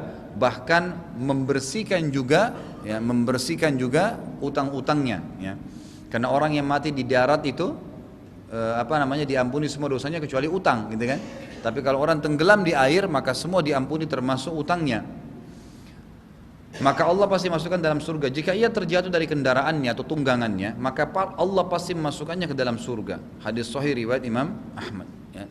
Dari hadis ini diambil pelajaran yang sangat besar, bahwasanya sebenarnya syaitan tidak bisa buat apa-apa. Dia hanya sekedar berusaha merusak ketaatan seorang hamba pada Allah. Tapi pada saat hamba tersebut menepisnya, maka dia tidak akan pernah bisa mengganggu lebih daripada itu. Dia tidak bisa mengganggu lebih daripada itu. Terlebih lagi, kalau seorang hamba itu tidak takut kecuali kepada Allah, maka dipastikan syaitan tersebut lari darinya dan tidak akan berani untuk mengganggunya atau melihatnya, ya. Kalau orang tersebut sangat dekat dengan Allah dan berusaha, ya, melawan, tahu kalau ada syaitan. Misal antum lewat di sebuah gang, merasa nggak enak, gelap, kemudian takut, datangin tempat itu, lalu baca Bismillah, A'udzubillahi minasyaitonirrajim. Maka bukan kita yang jadi takut, akhirnya syaitannya yang takut dan pergi, gitu kan? Jadi harusnya begitu, dilawan. Tidak boleh malah kita takut, oh takut, kalau gitu saya cepat-cepat jalan deh, nanti besok ditakut-takutin lagi sama syaitan di sekitar situ, gitu kan? Jadi tidak boleh. Sebagaimana riwayat banyaknya orang-orang di zaman jahiliyah dulu yang merupakan sebab turunnya surah jin. Mereka melakukan pada saat perjalanan dan singgah di sebuah lembah, kepala kafilahnya mengeluarkan setengah hasilnya atau setengah bekal mereka, lalu berkata, wahai penjaga lembah, ya, wahai penjaga lembah, janganlah ganggu kami. Maka syaitan di sekitar lembah tersebut makin jadi-jadi, makin jadi-jadi. Jadi tidak boleh takut, ya, kita harus melawannya. Dia hanya berusaha sekali lagi, dia hanya berusaha sekali lagi. Yang dibutuhkan, disimpulkan oleh penulis buku, yang dibutuhkan dalam poin yang ketiga ini, gitu kan, adalah seseorang hamba hanya hati-hati dan waspada saja, jeli, dalam menangkap apakah itu godaan syaitan atau ya bisikan dari malaikat. Karena setiap kali misal kita bangun subuh terdengar azan, ada bisikan oh sudah azan subuh, itu dari malaikat tuh yang mendampingi kita untuk mengingatkan agar kita bangun beribadah, langsung segera tangkap ya sinyal tersebut. Tapi kalau sudah ada bisikan mengatakan belum, masih lama dan seterusnya, sebagaimana sabda Nabi SAW, kalau seorang hamba mau bangun maka syaitan akan bisikan di kupingnya, belum, masih lama, panjang, malam masih panjang, disuruh tidur dulu. Itu dari syaitan, tinggal tolak, selesai, kan gitu. Tidak perlu kita khawatir. Jadi hanya semudah itu saja. Kemudian juga seseorang untuk lebih menguatkan lagi agar syaitan tidak bisa menembusnya, dia selalu komitmen untuk menuntut ilmu syar'i sesuai dengan Al-Quran dan Sunnah, sehingga betul-betul memang dia faham ya amal-amalan yang dia kerjakan dan syaitan tidak bisa masuk ya kepadanya. Tentu ditambahkan dengan dia berlindung kepada Allah SWT dari syaitan, membaca isti'adzah seperti pada saat mau masuk toilet gitu kan, dia membaca isti'adzah karena toilet tempatnya syaitan gitu kan. Kita mengatakan a'udzubillahi minal khubuthi wal khaba'ith, dalam riwayatnya dikatakan Allahumma inni a'udzubika minal khubuthi wal khaba'ith, ya Allah jauhkanlah kami dari syaitan laki-laki dan syaitan perempuan. Dan ini juga menandakan adanya syaitan laki-laki dan syaitan perempuan ya, sebagaimana hadis disebutkan dalam Sahihain dari Anas bin Malik. Kemudian seseorang juga isti'adzah pada saat sedang marah ya, karena terbuka pintu syaitan, a'udzubillahi minasyaitonirrajim, sehingga syaitannya pergi. Begitu pula diikuti sunnah Nabi SAW dengan kalau dia lagi marah berdiri maka dia duduk, kalau dia duduk masih berdiri dia berbaring ya. Kemudian kalau dia masih marah maka dia berwudu. Sesungguhnya syaitan itu dari api dan air akan meredamkannya, kata Nabi SAW gitu kan. Kemudian isti'adzah pada saat akan berhubungan badan, sebagaimana sabda Nabi SAW, siapa yang membaca Bismillahi Allahumma jannibna syaitani wa jannibi syaitani ma razaqtana fa innahu law qudiya bainahuma waladun min dzalika lam yadurruhu syaitan. Siapa yang membaca pada saat akan meletakkan kemaluan di kemaluan pasangan halalnya, membaca ya Allah jauhkanlah syaitan dari kami dan jauhkanlah dengan menyebut nama Allah, ya Allah jauhkanlah syaitan dari kami dan jauhkan syaitan dari apa yang engkau karuniakan kepada kami. Kalau sekiranya dikaruniakan anak karena hubungan tersebut, maka anak tersebut tidak akan pernah dibahayakan oleh syaitan selamanya.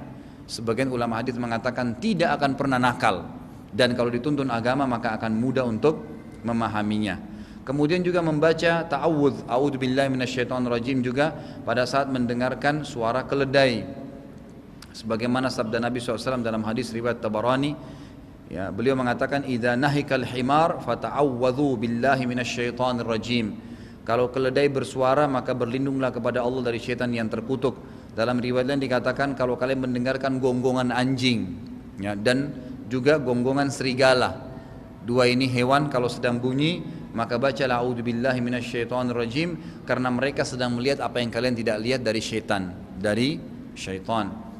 Juga seseorang, kata Ibnu Sirin, disebutkan kalau mimpi melihat serigala atau mimpi melihat anjing, maka berarti dia melihat syaitan dalam mimpinya.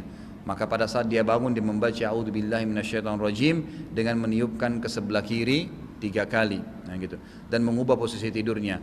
Kemudian seseorang sebaiknya rutin membaca al-mu'awwidhatain, al-falaq dan an-nas, selalu rutin membacanya, baik mau tidur, baik juga pagi dan sore hari, sebagaimana masuk dalam zikir pagi sore, dan juga ya disebutkan di dalam hadis yang sahih bahwasanya Nabi SAW selalu membaca doa, beragam macam doa untuk menjauhkan diri dari keburukan sampai turunnya surah An-Nas dan Al-Falaq. Maka Nabi SAW tidak pernah lagi meminta yang lain, Begitulah pada saat orang mau tidur, sebaiknya seorang muslim ya membaca ayat kursi, sebagaimana sabda Nabi SAW di dalam hadis yang sahih riwayat Imam Bukhari, siapa yang membaca ayat kursi sebelum tidur maka Allah akan mengirim kepadanya seorang malaikat yang melindunginya sampai pagi, dan syaitan tidak bisa mendekatinya.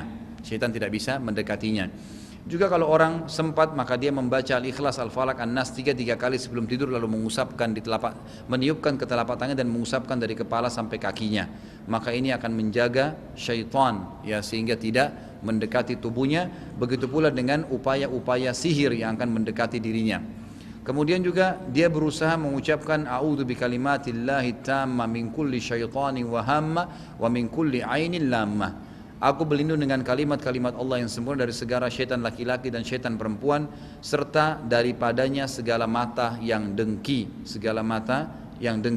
Sebagian ulama tambahkan Untuk menahan juga syaitan agar tidak mengganggu, maka anak-anak pada saat menjelang maghrib dianjurkan agar tidak dikeluarkan. Sebagaimana sabda Nabi SAW, kalau tiba waktu maghrib maka masukkanlah anak-anak kalian di dalam rumah karena syaitan sedang bertebaran. Hadis sahih riwayat Imam Muslim. Kemudian juga seseorang berusaha untuk menjauhi ya, tempat-tempat yang penuh dengan maksiat, tempat-tempat yang penuh dengan syubhat, dan tempat-tempat ibadah orang-orang kafir. Sebagaimana sabda Nabi SAW, ya, kalau seandainya ahli kitab sedang beribadah di tempatnya maka jauhilah karena laknat Allah sedang turun. Kemudian menahan diri juga pada saat menguap. Sebagaimana sabda Nabi SAW, kalau seseorang sedang menguap maka tahanlah dengan kuat. Kalau tidak maka syaitan akan masuk dan menguasai dirinya. Dia menguasai dirinya. Begitu pula ditutup dengan ya poin yang terakhir adalah istinsyar. Istinsyar ini adalah memasukkan air ke dalam hidung. Jadi kalau contoh begini, Bapak Ibu coba praktekin kalau bangun tengah malam masih ngantuk ya. Kalau masih ngantuk, ngantuknya ini bukan karena kurang tidur. Kalau orang baru tidur sejam, 2 jam wajar lah mengantuk, itu normal. Tapi kalau antum sudah tidur 5 jam, 6 jam, bangun malam masih ngantuk, maka langkah yang paling pertama coba lakukan adalah hadis Nabi SAW. Kata Nabi, kalau seseorang dari kalian bangun tengah malam dan hendak menghilangkan kantuknya, maka ambillah air dan masukkan ke dalam hidungnya. Dihirup kemudian dibuang. Sesungguhnya syaitan bertengkar di hidungnya pada saat dia tidur, bertengkar di hidungnya pada saat dia sedang tidur. Jadi itu kurang lebih gambaran-gambaran di poin ketiga bagaimana menjauhkan diri dari syaitan. Intinya kita harus mengetahui syaitan ada dan dia selalu menggoda manusia, maka kita harus berhati-hati dan sangat mudah untuk menjauhinya. Dan kecilkanlah syaitan itu, jangan dianggap besar, sesuatu yang biasa saja, gitu kan, sesuatu yang tidak perlu menakut-nakuti manusia. Kalau kita berani maka dia yang kecil, maka dia yang takut. Tapi kalau kita takut maka dia mungkin yang akan menjadi besar. Allahu a'lam. Silakan kalau sampai sini ada yang mau bertanya. Ya silakan.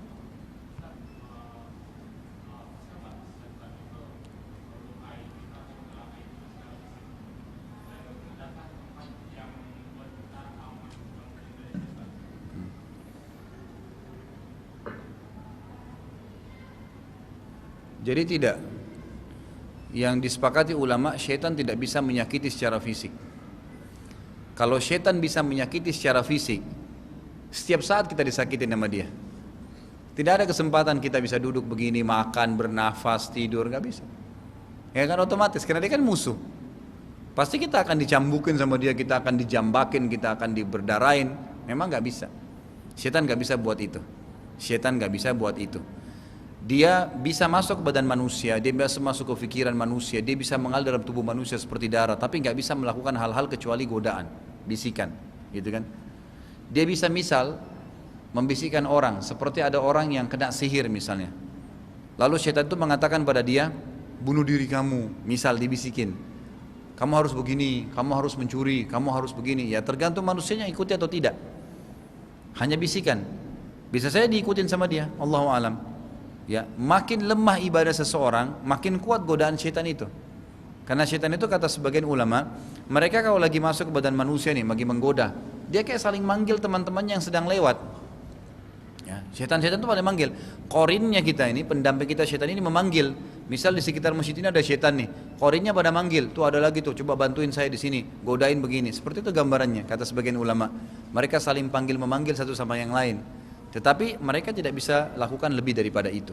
Jadi secara fisik mereka nggak akan lukain manusia. Allahu a'lam, itu yang saya ketahui.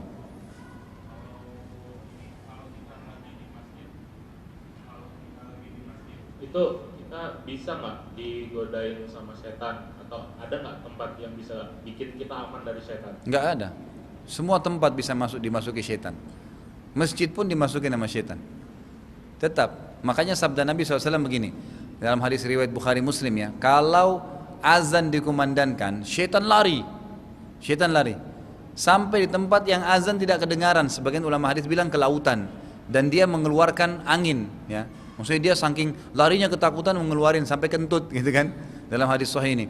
Kemudian dia kembali antara azan dan iqamah, menggoda orang yang mau sholat. Orang yang mau sholat tuh, nggak usah sholat dulu, nggak usah gini, nggak usah gitu. Orang lagi sholat sunnah diganggu supaya tidak khusyuk gitu kan. Jadi bukan berarti di masjid terus syaitannya terbakar, enggak. Enggak ada tempat yang bisa kita berlindung supaya syaitan enggak goda, enggak ada. Tapi kuasa Allah syaitan dilemahkan. Syaitan kan lemah, nggak bisa buat apa-apa, cuma bisikin. Tadi sudah saya jelasin kan. Jadi nggak perlu khawatir. Kita dimanapun tetap kita bisa berlindung dengan Allah dari syaitan yang terkutuk. Jadi tetap di masjid pun ada. Kemudian kalau diiqamahkan sholat dia lari lagi. Setelah selesai iqamah dia kembali lagi menggoda orang yang sedang sholat. Menggoda orang yang sedang sholat. Dia berusaha menggoda. Cuma kita harus tahu ya, syaitan itu tidak pernah putus asa. Kita baca a'udzubillahi minasyaitonir rajim, lari pamannya datang. A'udzubillahi minasyaitonir rajim, lari sepupunya datang. Terus begitu. Jadi kita harus hadar, hati-hati. Ya jadi jeli aja. Jadi kalau lagi sholat ikutin terus bacaannya. Syaitan bisikin, tidak usah dengar, terus lawan. Nggak boleh biarin. Ya. Ya. Silakan.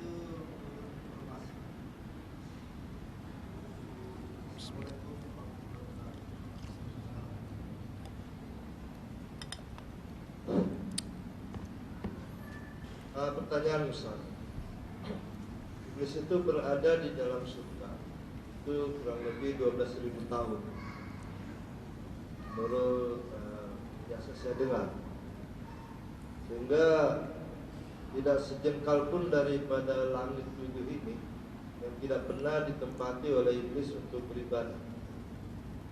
Pertanyaan Ustaz, berarti iblis ini adalah makhluk yang dikorbankan oleh Tuhan setelah manusia itu diciptakan. Pertanyaan kedua. Sebentar, satu-satu dulu. Masalah tadi yang Bapak bilang bahwasanya dia pernah menempati sampai 12.000 tahun tadi ya. Itu Allahu alam, saya tidak pernah temukan ada riwayat itu. Karena yang ada disebutkan dalam Al-Quran surah Al-Baqarah hanya iblis ada sebelum Adam. Itu saja. Gitu kan? Apakah dia menempati surga, Allahu alam. Itu tidak pernah disebutkan. Karena yang ada dalam Al-Quran, waktu Adam dan Hawa diciptakan ditaruh di sebuah surga. Gitu kan, di sebuah surga. Sebagian atau jumhur ulama ya, sebagian besar ulama sepakat, ini bukan surga yang akan dihuni nanti hari kiamat. Jadi ada sebuah taman namanya jannah juga kan surga, sama ya, taman yang Allah ciptakan, tapi dia bagian daripada surga yang besar itu. Ya memang dikasih khusus untuk Adam dan Hawa di situ, gitu kan? Tapi bukan surga yang awal, yang induk, yang besar. Cuma dia bagian daripada itu saja. Makanya pada saat ya Nabi SAW mengatakan surga diharamkan dalam hadis riwayat Bukhari ya, surga diharamkan untuk nabi-nabi sebelum aku masuk. Tidak boleh ada nabi masuk sebelum aku masuk, kata Nabi SAW. Dan diharamkan untuk umat lain sebelum umatku masuk. Hadis sahih. Ulama hadis mengatakan ini menandakan belum pernah ada yang masuk ke surga yang induk besar, termasuk Nabi Adam alaihissalam. Karena Nabi Adam alaihissalam diciptakan di sebuah taman ya, yang memang berhubungan dengan surga induk itu, tapi bukan di surga induk yang sebenarnya, jadi sekitar situ, gitu kan. Maka waktu dikeluarkan, waktu dia datang digoda oleh iblis, iblis itu pun tidak masuk ke dalam surga yang diciptakan. Adam alaihissalam pun di taman itu yang diberikan nama jannah juga dalam Al-Quran, gitu kan. Sehingga memang iblis bukan masuk ke surga, dia masuk ke taman yang memang Nabi Adam ada.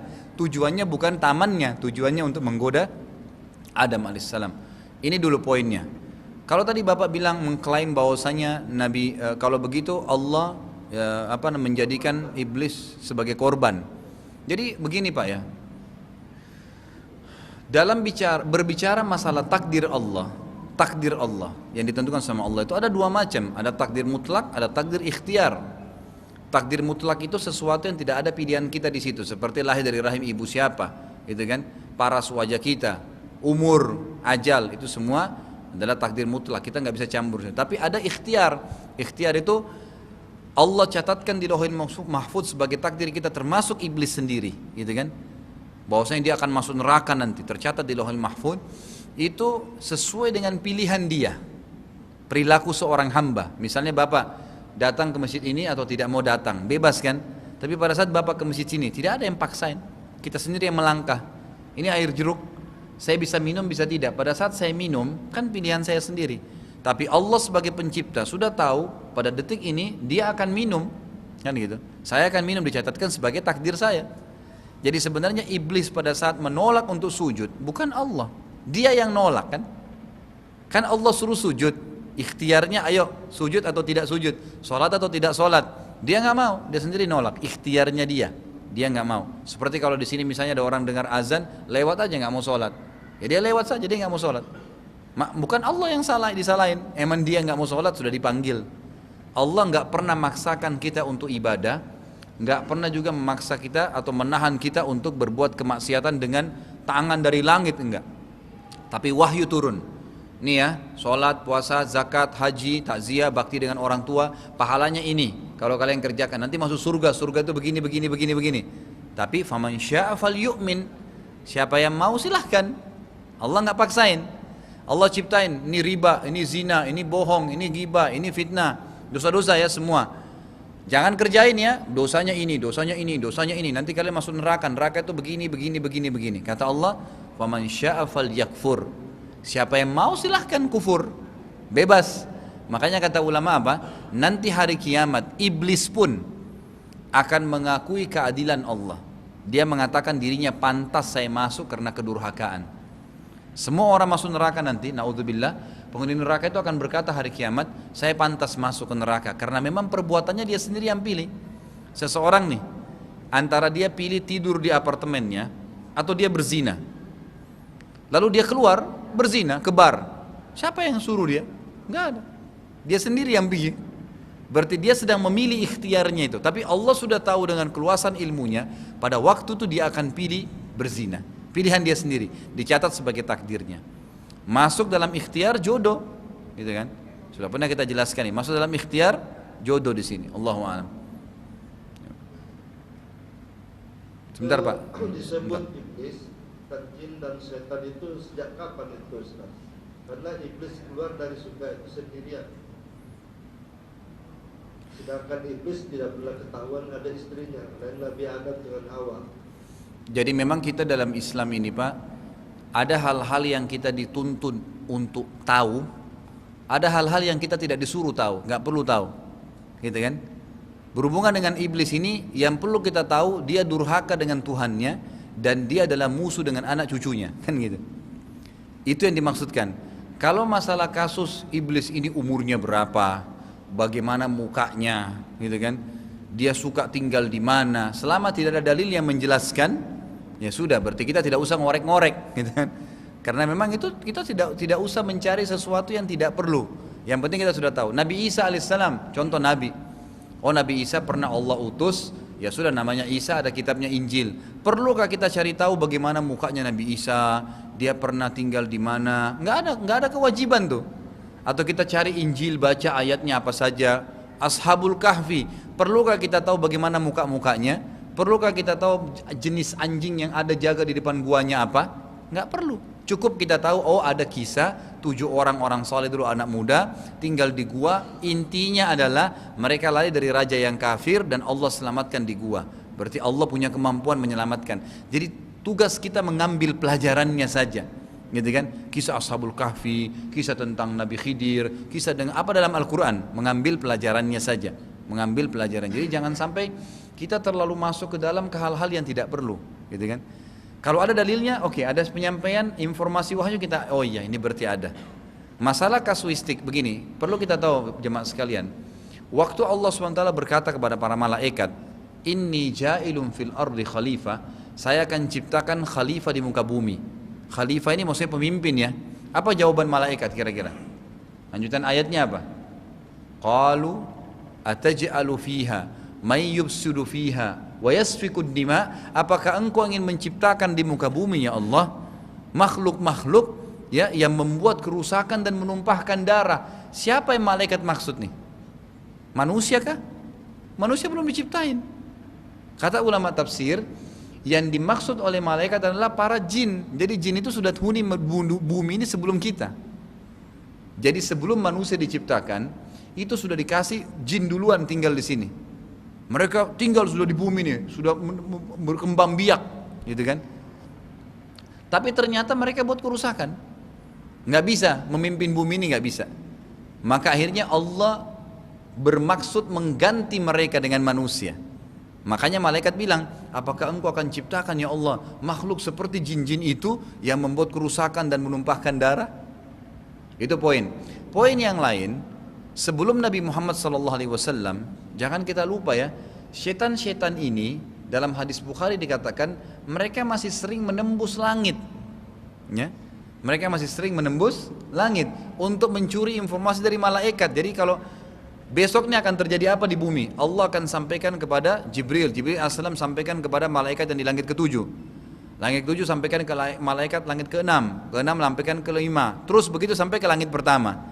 Setan-setan ini bersusun mendengar, oh besok hujan di sana, oh besok si fulan akan mati, oh besok gempa di sini, oh macam-macam dicuri sama dia. Lalu dibagikan informasi itu kepada dukun-dukunnya yang merupakan partner mereka di bumi, gitu kan? Nah, jadi pada saat iblis naik itu ke langit pada zaman itu, memang Allah SWT masih membuka langit.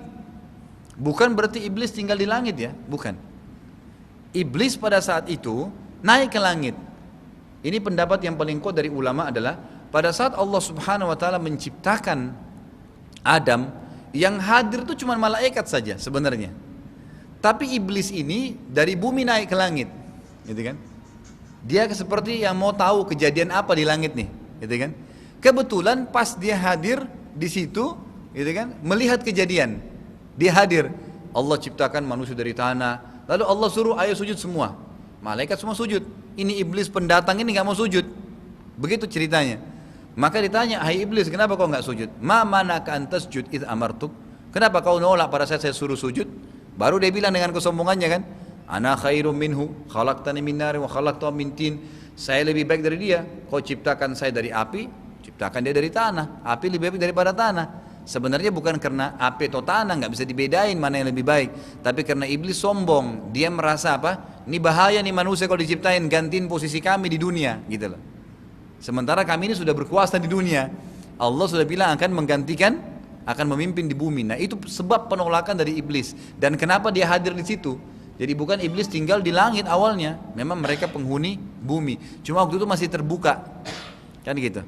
Makanya kata Nabi SAW, langit itu masih terbuka ya sebelum aku diutus. Jadi masih banyak setan-setan yang mendengar gitu kan ke langit. Bolak-balik masih mendengar. Begitu saya diutus, maka semuanya tertutup. Kalau Bapak baca kisah Sirah Nabawiyah, ada namanya kisah masuk Islamnya Jin Nusaybin. Nusaybin ini nama wilayah di Irak. Waktu Nabi SAW ditolak dakwahnya oleh orang-orang Mekah, banyak sahabat yang dibunuh. Ada dua kejadian besar Bapak Ibu sekalian di Mekah yang merupakan kata ulama hiburan dari Allah untuk Nabi SAW untuk menghilangkan sedihnya. Karena orang-orang Mekah nolak dakwah, sedih sekali Nabi SAW, gitu kan? Bahkan kejadian ini terjadi setelah matinya Abu Talib dan Khadijah. Jadi tambah tidak ada pendukung dakwah, gitu kan? Tambah sedih Nabi SAW. Allah hibur dengan dua kejadian. Pertama masuk Islamnya Jin Nusaybin, yang kedua Isra dan Mi'raj. Ini kejadian dua yang menghibur Nabi SAW. Kalau Jin Nusaybin ini dalam hadis Bukhari dikatakan Ibnu Mas'ud radhiyallahu anhu, sahabat Abdullah bin Mas'ud berkata, aku pernah jalan bersama Nabi SAW menuju ke arah kuburan Ma'lah sekarang. Ada sekarang orang bilang di Mekah itu masjid jin. Itu nggak ada jinnya sebenarnya, tapi itu untuk mengenang. Sebagian ahli sejarah mengatakan di situ dulu Nabi waktu ketemu sama Jin Nusaybin nih, gitu kan? Nabi SAW datang ke sana. Pada saat tiba di situ kata Abdullah bin Mas'ud radhiyallahu anhu, Nabi SAW menggaris tanah dengan tongkatnya dan berkata, Ibnu Mas'ud, jangan kau lewatin garis ini, cukup sampai di sini saja. Maka aku pun kata Ibnu Mas'ud melihat Nabi SAW jalan sampai kejauhan gitu, tinggal di kejauhan, dan saya melihat dikerumuni oleh laki-laki yang telinga mereka dan kepala mereka seperti kendi-kendi. Misalnya ini jin-jin ini, gitu kan? Kemudian Nabi SAW mengatur mereka dengan tongkatnya, Sallallahu Alaihi Wasallam. Kemudian Nabi SAW membaca Al-Quran, membacakan Al-Quran buat mereka. Maka mereka pun akhirnya masuk Islam. Ini bisa dibaca dalam surah Al-Jin ayat 1 sampai ayat 17. Sebab turunnya itu termasuk kasusnya karena kejadian-kejadian ini. Maka mereka mengatakan dalam salah satu ayat, faman istama'a, dalam Al-Quran, siapa yang coba-coba dengar, gitu kan? Sekarang mau naik ke langit dengar informasi, atba'ahu syihabun, dia pasti akan diikuti dengan anak-anak panah api, gitu kan? Jadi nggak bisa. Maka jin-jin ini mulai keliling. Dalam hadis Bukhari dikatakan jin-jin yang naik ke langit nggak bisa lagi. Malaikat jaga di panah-panah mereka dengan panah api. Ada apa nih? Pasti ada kejadian di bumi, nggak mungkin tidak ada. Kenapa dulu kita bisa naik sekarang nggak bisa, gitu kan? Maka jin Nusaybin ini keliling sampai tiba di Mekah dan melihat Nabi SAW sedang membaca Al-Quran. Akhirnya mereka masuk Islam dan mereka tahu ini penyebabnya, kenapa langit nggak bisa lagi dibuka sekarang. Nah, jadi ini kurang lebih gambaran tentang masalah kisah iblis, bagaimana bisa naik ke langit, bagaimana kisah awal penghuni bumi gitu kan. Dan iblis ini merasa terganggu karena jangan sampai diganti oleh manusia, dan memang benar. Jadi permusuhan yang membuat kekalnya iblis menolak Adam itu sebenarnya bukan masalah tanah dan api, tapi masalah kasus dia tidak mau digantikan posisinya di muka bumi gitu loh, sebagai pemimpin. Allahu a'lam. Jelas Pak ya? Siapa lagi tadi? Silakan. Maaf, di belakang sana dulu. Sebentar Pak, maaf. Silakan Pak yang sana. Waalaikumsalam.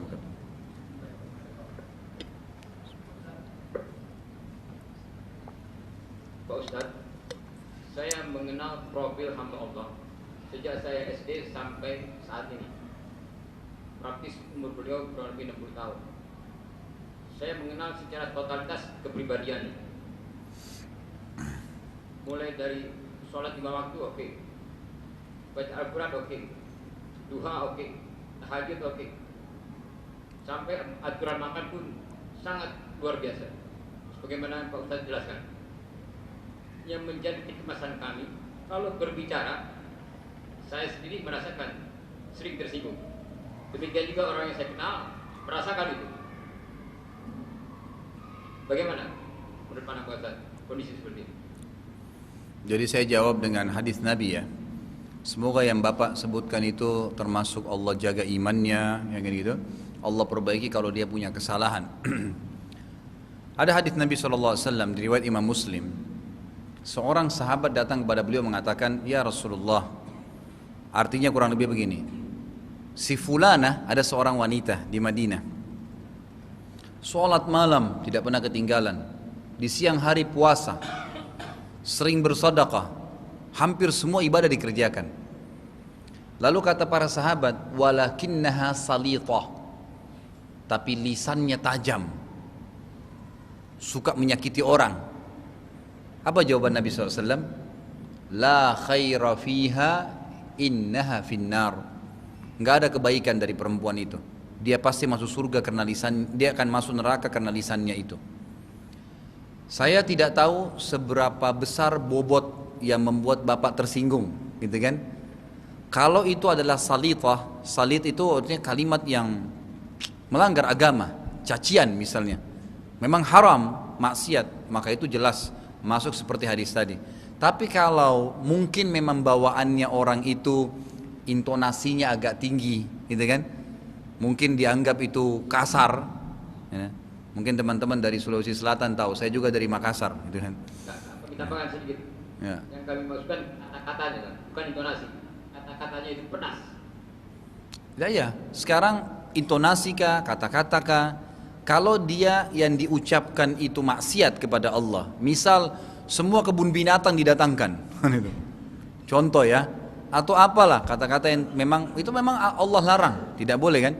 Apa kata Nabi SAW? Laisal mu'minu bit-ta'ani wala la'an. Ya, orang mukmin itu bukan sifatnya orang mukmin itu ta'an, suka menghina, mencaci maki, berkata kasar. Juga la'an, melaknat-laknat. Itu bukan sifat orang mukmin, gitu kan? Jadi simboliknya kalau memang istilahnya kalau dia mengucapkan kalimat itu berbau maksiat, maka dia salah, jelas salah dalam perilakunya, gitu kan? Salah dalam perilakunya. Masalah dia sholat, dia dapat pahala dengan sholatnya. Keadilannya Allah yang luar biasa Bapak Ibu sekalian, karena Allah memisahkan antara kemaksiatan yang kita kerjakan dengan pahala yang kita lakukan, kecuali memang syirik, kufur, lain ya. Karena syirik itu dan kufur mengeluarkan dari agama Islam. Tapi begini contohnya, saya sering kasih contoh nih. Kalau ada seorang muslimah tidak pakai jilbab di luar sana, berdosa atau enggak? Dosa kan? Baik, dia masuk masjid ini pas lagi azan, dia bawa tas ada mukenahnya, masuk sholat tutup rapat, wudhu benar, hadap kiblat, sahkah sholatnya? Sah. Allah tidak pertemukan antara tidak pakai jilbab di luar sana dengan sahnya sholatnya di sini. Itu keadilan Allah. Ya, orang bisa bohong pagi hari, tapi sore dia jujur. Kejujuran yang kedua, yang kejujuran yang sore itu tidak berhubungan dengan kebohongan dia ini. Kebohongan akan dapat dosa. Ini tetap dapat pahala. gitu kan? Jadi kalau kita lihat kasus saudara kita ini, dia sholat dapat pahala, dia sholat duha dapat pahala, dia baca Quran dapat pahala, tapi kata-kata kasarnya dapat dosa. Gitu. Jadi nggak bisa dipungkirin itu kan? Ya, jadi bukan cuma sekedar bukan cuma sekedar orang itu berarti bagus ibadahnya, boleh saja dia melanggar seperti kata-kata kasar. Nah, saya tidak tahu tadi, sekali lagi saya tidak tahu bobot kalimat kasarnya ya. Karena begini Pak, pernah terjadi ada satu ulama hadis namanya Al-A'mash. A'mash ini guru hadis yang terkenal. Bapak kalau baca sanad hadis Imam Bukhari, Imam Muslim, pasti ada an fulan an A'mash. Ada A'mash itu guru mereka, gitu kan? A'mash ini ciri-cirinya, Bapak sekalian, itu kalau ngomong, gitu kan, memang intonasi atau kata-katanya itu kesannya kayak kasar. Bahkan kalau dia ngomong kadang-kadang air liurnya kenyemprot-nyemprot. Gitu. Itu dalam hadis sahih dikatakan. Sampai muridnya itu kalau duduk di depannya pasti basah, kena ludahnya dia. Tapi karena dia ahli hadis, orang datang belajar, gitu kan. Dan itu karena bawaan dia, gitu kan, bawaan dia, dan dia tidak melihat itu sebuah pelanggaran, gitu. Maka berarti seperti itulah, ya. Gambarannya ini mungkin tidak masuk dalam kategori yang dilarang tadi. Ya, Allahu a'lam, itu yang saya tahu. Ya. Terima kasih. Ya. Mana tadi yang di sini? Silakan. Sini Pak, sebentar. Waalaikumsalam warahmatullahi wabarakatuh. Pada waktu iblis dihukum oleh Allah Subhanahu wa taala, itu ada kata-kata Allah, oke, katanya engkau bisa menggoda anak Adam gitu ya. Tapi ingat, anak Adam yang ikhlas itu tidak mampu engkau akan menggodanya. Ini satu pasal. Yang kedua, Sebentar, satu-satu, sabar. Karena supaya tidak lupa Pak. Habis ini Bapak boleh lanjut. Ayatnya begini, la ugwiyannahum ajma'in illa ibadaka minhumul mukhlasin. Perhatikan ya Pak, saya kata iblis akan menggoda semua anaknya Adam nih. Kenapa tadi? Karena dia iri ya, Adam ini jadi khalifah, jadi menggantikan posisi jin di bumi gitu kan. Saya akan ganggu semua anak cucunya, kecuali ibadah hamba-hambamu yang mukhlasin. Beda mukhlisin sama mukhlasin ya, beda artinya. Kalau pakai kasrah, mukhlisin artinya orang-orang yang ikhlas. Kalau mukhlasin artinya orang-orang yang kau selamatkan. Ya, jadi iblis mengatakan begini, la ugwiyannahum ajma'in illa ibadaka minhumul mukhlasin, kecuali hamba-hambamu yang kau selamatkan. Jadi bukan orang ikhlas. Orang ikhlas itu tetap digoda setan, yang diselamatkan. Makanya ayat dalam surah Yusuf ya, Nabi Yusuf itu waktu dia digoda oleh Zulaiha untuk berzina, apa yang Allah mengatakan? Innahu kana min ibadinal mukhlasin. Dalam surah Yusuf, dia termasuk hamba-hamba kami yang mukhlas, yang kami selamatkan. Makanya sebagian ulama mengatakan sangat baik kalau seorang mukmin itu berdoa, Allahumma ja'alni min ibadikal mukhlisinal mukhlasin. Ya Allah, jadikan saya hambamu yang selalu ikhlas dan juga kau selamatkan. Gitu Pak. saya itulah kalau orang mau ikhlas itu kan dia harus menjaga makanannya, harus menjaga perkataannya dan perbuatannya. Itu yang untuk menjadi ikhlas itu nggak gampang. Kalau kita nggak menjaga makanan kita atau kita mencari nafkah, nggak kita jaga halal haramnya, disinilah dekatnya bisa setan itu.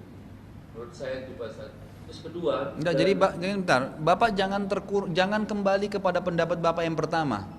Jadi iblis tetap menggoda orang ikhlas. Itu intinya. Jadi yang tadi Bapak bilang itu Al-Quran menceritakan Allah bilang kecuali hamba-hambamu yang ikhlas, itu bukan. Kecuali hamba-hambamu yang kau selamatkan. Oke. Jadi sudah jangan hubungkan lagi. Jangan lagi fahamin berarti orang yang ikhlas yang Allah yang iblis tidak goda gitu kan. Memang orang yang Allah selamatkan. Masalah kasuistik orang menjaga makanan atau tidak, apakah itu berhubungan dengan keikhlasan ibadahnya, itu ulama mengatakan tidak berhubungan Pak. Tidak berhubungan, karena ikhlas itu kan ketulusan, gitu kan. Jadi pada saat seseorang lagi berbuat maksiat nih, contoh kasus ya, ada orang berbuat dosa kepada Allah SWT, wa na'udzubillah. Kemudian sejam kemudian dia menyesal, dia mau tobat, dia ikhlas bertobat. Padahal tadi dia baru buat maksiat nih, mungkin makan haram, mungkin berzina. Apakah keikhlasan dia dalam taubat berpengaruh dengan masalah dosa tadi dia kerjakan? Tidak. Enggak berhubungan itu.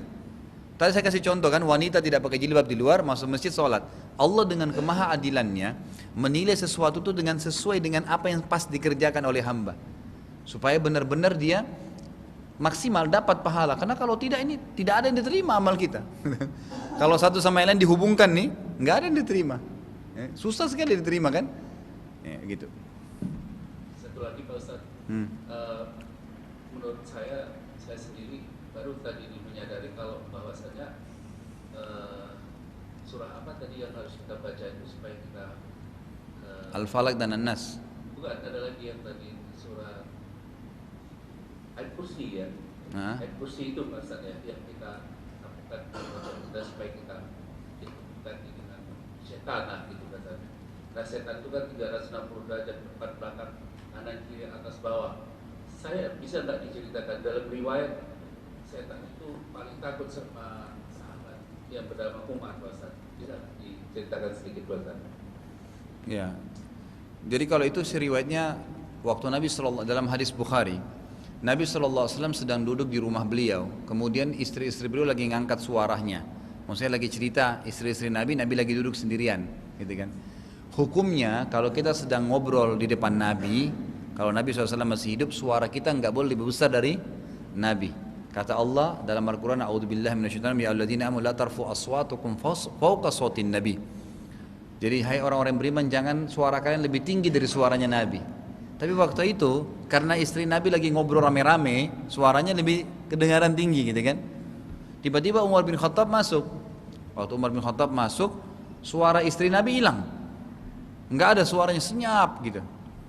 Lalu Nabi SAW tersenyum. Kata Abu Umar, wahai Rasulullah, semoga Allah membuat mulut anda selalu tersenyum. Apa yang buat anda senyum nih? Beritahukan kepada saya. Kata Nabi, saya heran dengan wanita-wanita ini. Sebelum kau datang, suaranya lebih tinggi dari suara saya, gitu kan? Pada saat kamu datang senyap, nggak ada suara.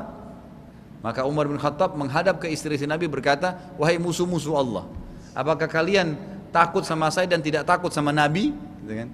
Maka Ummu Salamah istri Nabi yang paling tua waktu itu, jadi lebih tua dari Nabi umurnya kan, di atas 60 tahun berkata, iya wahai Umar, karena kau lebih keras daripada Nabi. Nabi orangnya lembut, kamu keras sekali, gitu kan? Tapi Nabi SAW waktu itu tidak menanggapin lagi dialog antara Umar sama istrinya. Nabi cuma langsung bilang, datang wahyu sampaikan nih, wahai ibnu Khattab, wahai anaknya Khattab, demi zat yang ubun-ubunku dalam genggamannya, maksudnya demi Allah, gitu kan? Kalau seandainya engkau lewat di sebuah lembah dan syaitan lihat, maka dia akan cari lembah lain karena takut bertemu denganmu. Kata para ulama hadis, kenapa Umar bin Khattab ditakuti oleh syaitan? Karena Umar itu strict orangnya. Artinya betul-betul luar biasa. Halal-halal dinikmatin, haram ya haram. Nggak ada celah untuk cari bolehnya. Yang melanggar dihukum sama dia. Selesai. Jadi orang kalau seperti itu, orang memang betul-betul dia mempertahankan agama Allah ini, yang halal dinikmatin, yang haram ditindak, gitu kan? Dihukum, dia tinggalkan dan dia tindak pelakunya, maka bukan mustahil syaitan takut dengan dia. Kata para ulama, syaitan itu akan takut dengan orang yang tegas dengan agamanya. Halal dinikmatin, haram ini haram, nggak boleh cari sisi bawahnya, sampingnya mungkin ada halalnya, nggak ada. Selesai, haram-haram. Bahkan kalau ada orang yang coba-coba mengganggu Nabi SAW, seperti orang Yahudi pernah mencekik leher Nabi di depan Umar, belum apa-apa, Umar sudah bilang, ya Rasulullah izinkan saya tebas lehernya orang ini. Langsung saja, kata Nabi, tenang hai Umar. Lalu Nabi berbicara dengan orang Yahudi itu. Tapi seperti itulah, radhiyallahu anhu, beliau karena tegas dengan masalah agama Allah, maka akhirnya Allah subhanahu wa ta'ala berikan kedudukan. Jadi syaitan takut bertemu dengan dia. Ada lagi nggak? Silakan, di belakang sana yang baju putih dulu. Assalamualaikum warahmatullahi wabarakatuh.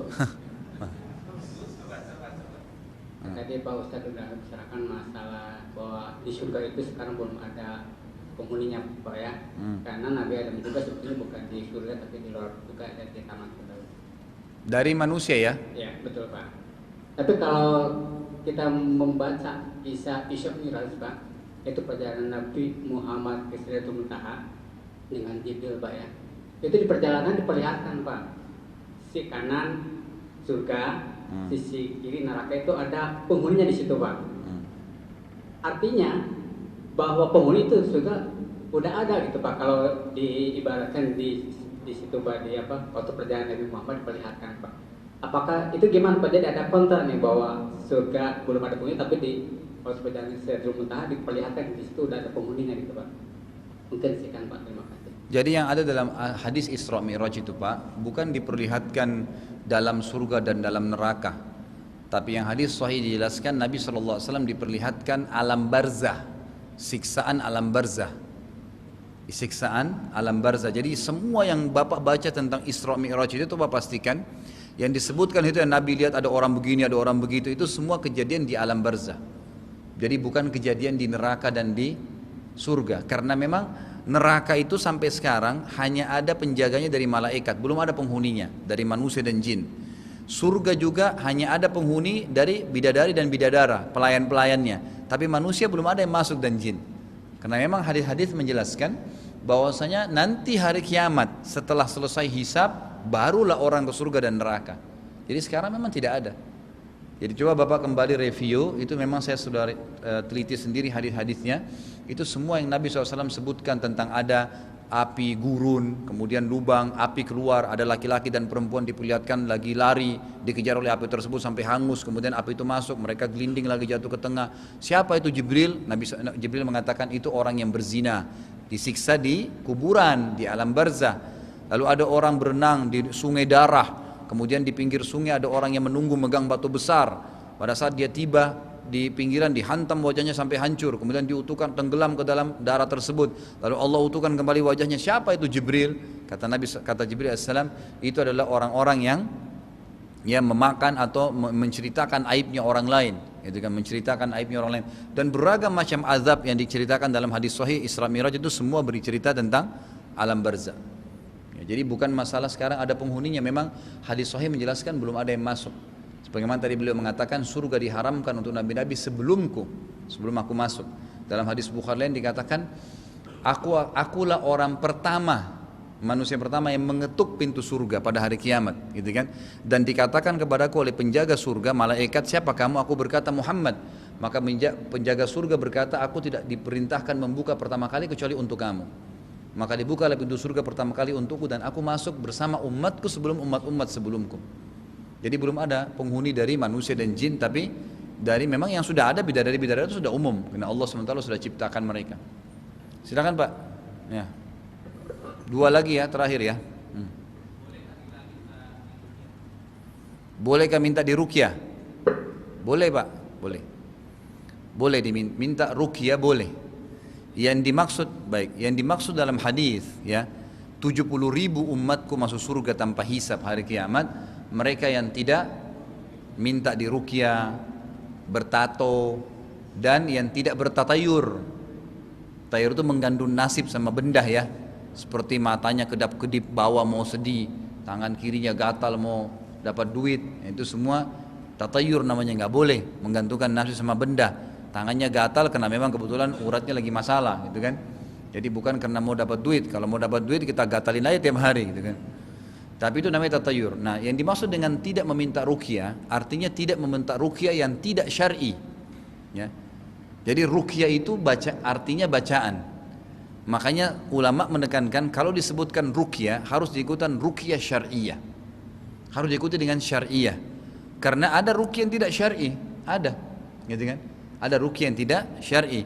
Orang misalnya baca mantra-mantra itu juga ruqyah namanya. Ya. Makanya dalam hadis ini dikatakan ar-ruqa wat tamaim. Ar-ruqa itu tiupan, mantra-mantra, gitu kan? Jamak daripada ruqyah, tapi tidak ada syar'iyahnya ya. Gitu kan? Ruqa wat tamaim, menggantungkan jimat-jimat, itu termasuk syirik, perbuatan syirik. Jadi yang dimaksud sini adalah ruqyah yang tidak syar'i. Kalau ruqyah syar'i boleh. Kita lagi merasa terganggu nih, selalu merasa ketakutan, selalu merasa nggak enak. Kalau dengar ayat merinding, malas ibadah, bolehkah saya minta diruqyah? Boleh. Karena hadis-hadis banyak yang menyuruh kita berobat dengan ruqyah. Nabi SAW pertama pernah disihir oleh Lubab bin A'sam, salah satu orang Yahudi, yang diambil sisir beliau dengan rambut beliau SAW lalu disihir. Sebulan Nabi kena sihir, Nabi nggak tahu dia sudah datangi istrinya atau enggak, gitu kan? Sampai pada tingkat itu. Akhirnya Nabi SAW ruqyah. Jadi ruqyah oleh Jibril alaihissalam. Jibril yang membacakan ayat kepada Nabi sallallahu alaihi wasallam, dan juga para sahabat pernah diruqyah. Kan gitu? Pernah diruqyah. Nabi SAW pernah ya mengambil pelapa kurma lalu mencambuk pundak seseorang sahabat yang kena sihir sambil mengatakan ukhruj ya aduwallah, keluarlah wahai musuh Allah. Maka jinnya lari, gitu kan? Ya, itu bisa saja. Belum tuntunan syar'i banyak hadis-hadis Nabi SAW yang menuntun kita untuk membaca Al-Fatihah. Ya, sahabat ada yang pernah meruqyah dengan Al-Fatihah pada saat satu kepala suku kena racun, bisa kalajengking. Kemudian mereka bingung bagaimana mengobatinya. Lalu sahabat ini datang baca Al-Fatihah lalu ditiupkan ke lukanya, sembuh orang itu. Jadi ruqyah itu boleh, nggak ada masalah. Ruqyah itu boleh, yang penting syar'i. Artinya bacaannya benar sesuai dengan tuntunan wahyu. Ya. Terakhir mana tadi? Satu lagi sini. Maksud saya terakhir ini yang pakai mic ya. Di sini ada pertanyaan juga kertas, saya baca habis itu. Apa nih? Jadi apakah betul ini hadisnya sahih atau tidak? Pernah mendengar kalau sebaik-baik karakter manusia, sejelek-jelek karakter manusia sama dengan sebaik-baik karakter jin. Jadi paling bagus jin itu sama dengan sejelek-jeleknya manusia. Apakah itu hadisnya dhaif atau sahih? Saya nggak tahu kalau hadis itu ya. Tapi tidak semua jin itu buruk, sebagaimana tadi awal saya jelaskan. Ada jin mukmin ya. Jin mukmin itu dipuji oleh Allah. Apa yang Allah katakan dalam surah Az-Zariyat ayat 56, 54, A'udzu minasyaitonir rajim, wa ma khalaqtul jinna wal insa illa liya'budun. Saya tidak ciptakan jin dan manusia kecuali untuk beribadah. Kata ulama tafsir, berarti ada jin yang beribadah sebagaimana ada manusia yang beribadah, gitu kan? Ada jin yang beribadah, ada jin yang mukmin. Dalam surah Jin Allah katakan tadi, seperti jin mukmin berkata, wa kana yaqulu safihuna 'ala Allahi syatata, dan dulu yang bodoh di antara kami, maksudnya iblis, berkata tentang Allah yang salah, gitu kan? Juga dalam hadis Bukhari, Nabi SAW pernah dipertemukan sama Allah oleh jin-jin yang beriman, yang datang bertanya kepada beliau tentang hukum-hukum Islam. Sebagaimana Anas bin Malik berkata radhiyallahu anhu, kalau saya tidak salah Anas bin Malik ini ya, yang berkata suatu malam kami kehilangan Rasulullah SAW, lalu sampai menjelang pagi, maka semua sahabat bingung, di mana Nabi ini, nggak ada, hilang malam itu. Pada saat subuh tiba, Nabi SAW datang dan menjadi imam. Maka Nabi pun, sahabat pun bertanya, ya Rasulullah kemana anda semalam? Orang kepikiran semua. Lalu Nabi SAW membawa mereka ke satu lokasi di sebuah tempat yang penuh dengan pohon-pohon kurma, gitu kan? Terus Nabi SAW mengatakan, semalam aku kedatangan beberapa jin yang bertanya kepada aku tentang hukum-hukum agama. Ini terjadi pada Nabi ya SAW, karena memang Nabi adalah orang yang memberikan penjelasan terhadap hukum agama. Maka Nabi pun mengatakan, inilah bekas-bekas ya api unggun mereka. Itu kan dilihatkan oleh Nabi SAW, dan mereka bertanya pada saya semalam. Jadi Nabi SAW memang bertemu dengan mereka, dan ada jin yang mukmin, Tadi saya jelaskan juga kisah tentang jin Nusaybin, jin dari Irak yang masuk Islam, gitu kan? Jadi mereka tidak semuanya buruk. Yang buruknya namanya syaitan, yang kafir dan fasik, gitu kan? Yang kafir dan fasik, yang beriman tidak akan mengganggu manusia, Allahu a'lam. Gitu ya. Baik. Yang murtad apakah juga kena godaan syaitan? Ya jelas. Murtad kan maksiat kepada Allah. Murtad itu puncak daripada kemaksiatan kepada Allah SWT. Murtad itu kan berarti keluar dari agama, itu kan jelas. Berarti puncak kemaksiatan. Makanya dengan murtad berarti dia puncak kemaksiatan. Bermaksiat semua dari syaitan. Semua dari syaitan, Allahu a'lam. Jadi itu godaan syaitan. Jadi memang tidak boleh. Semua kemaksiatan kecil apapun adalah perbuatan syaitan. Apalagi kalau sampai murtad. Murtad itu sudah luar biasa. Sudah jauh dari hal-hal yang memang maksiat umumnya dikerjakan oleh orang. Allah Allah, mungkin sampai situ. Kalau Bapak Ibu ada kesempatan waktu bisa hadir besok, saya insya Allah akan hadir dan ngisi di sini. Karena memang jadwal saya rutin Selasa ya di sini, Selasa pertama dan Selasa ketiga. Dan besok kita akan bahas Minhajul Muslim. Kalau yang punya pertanyaan silakan datangkan besok insya Allah. Mungkin sampai situ dulu. Kalau ada benar dari Allah, kalau ada salah dari saya mohon dimaafkan.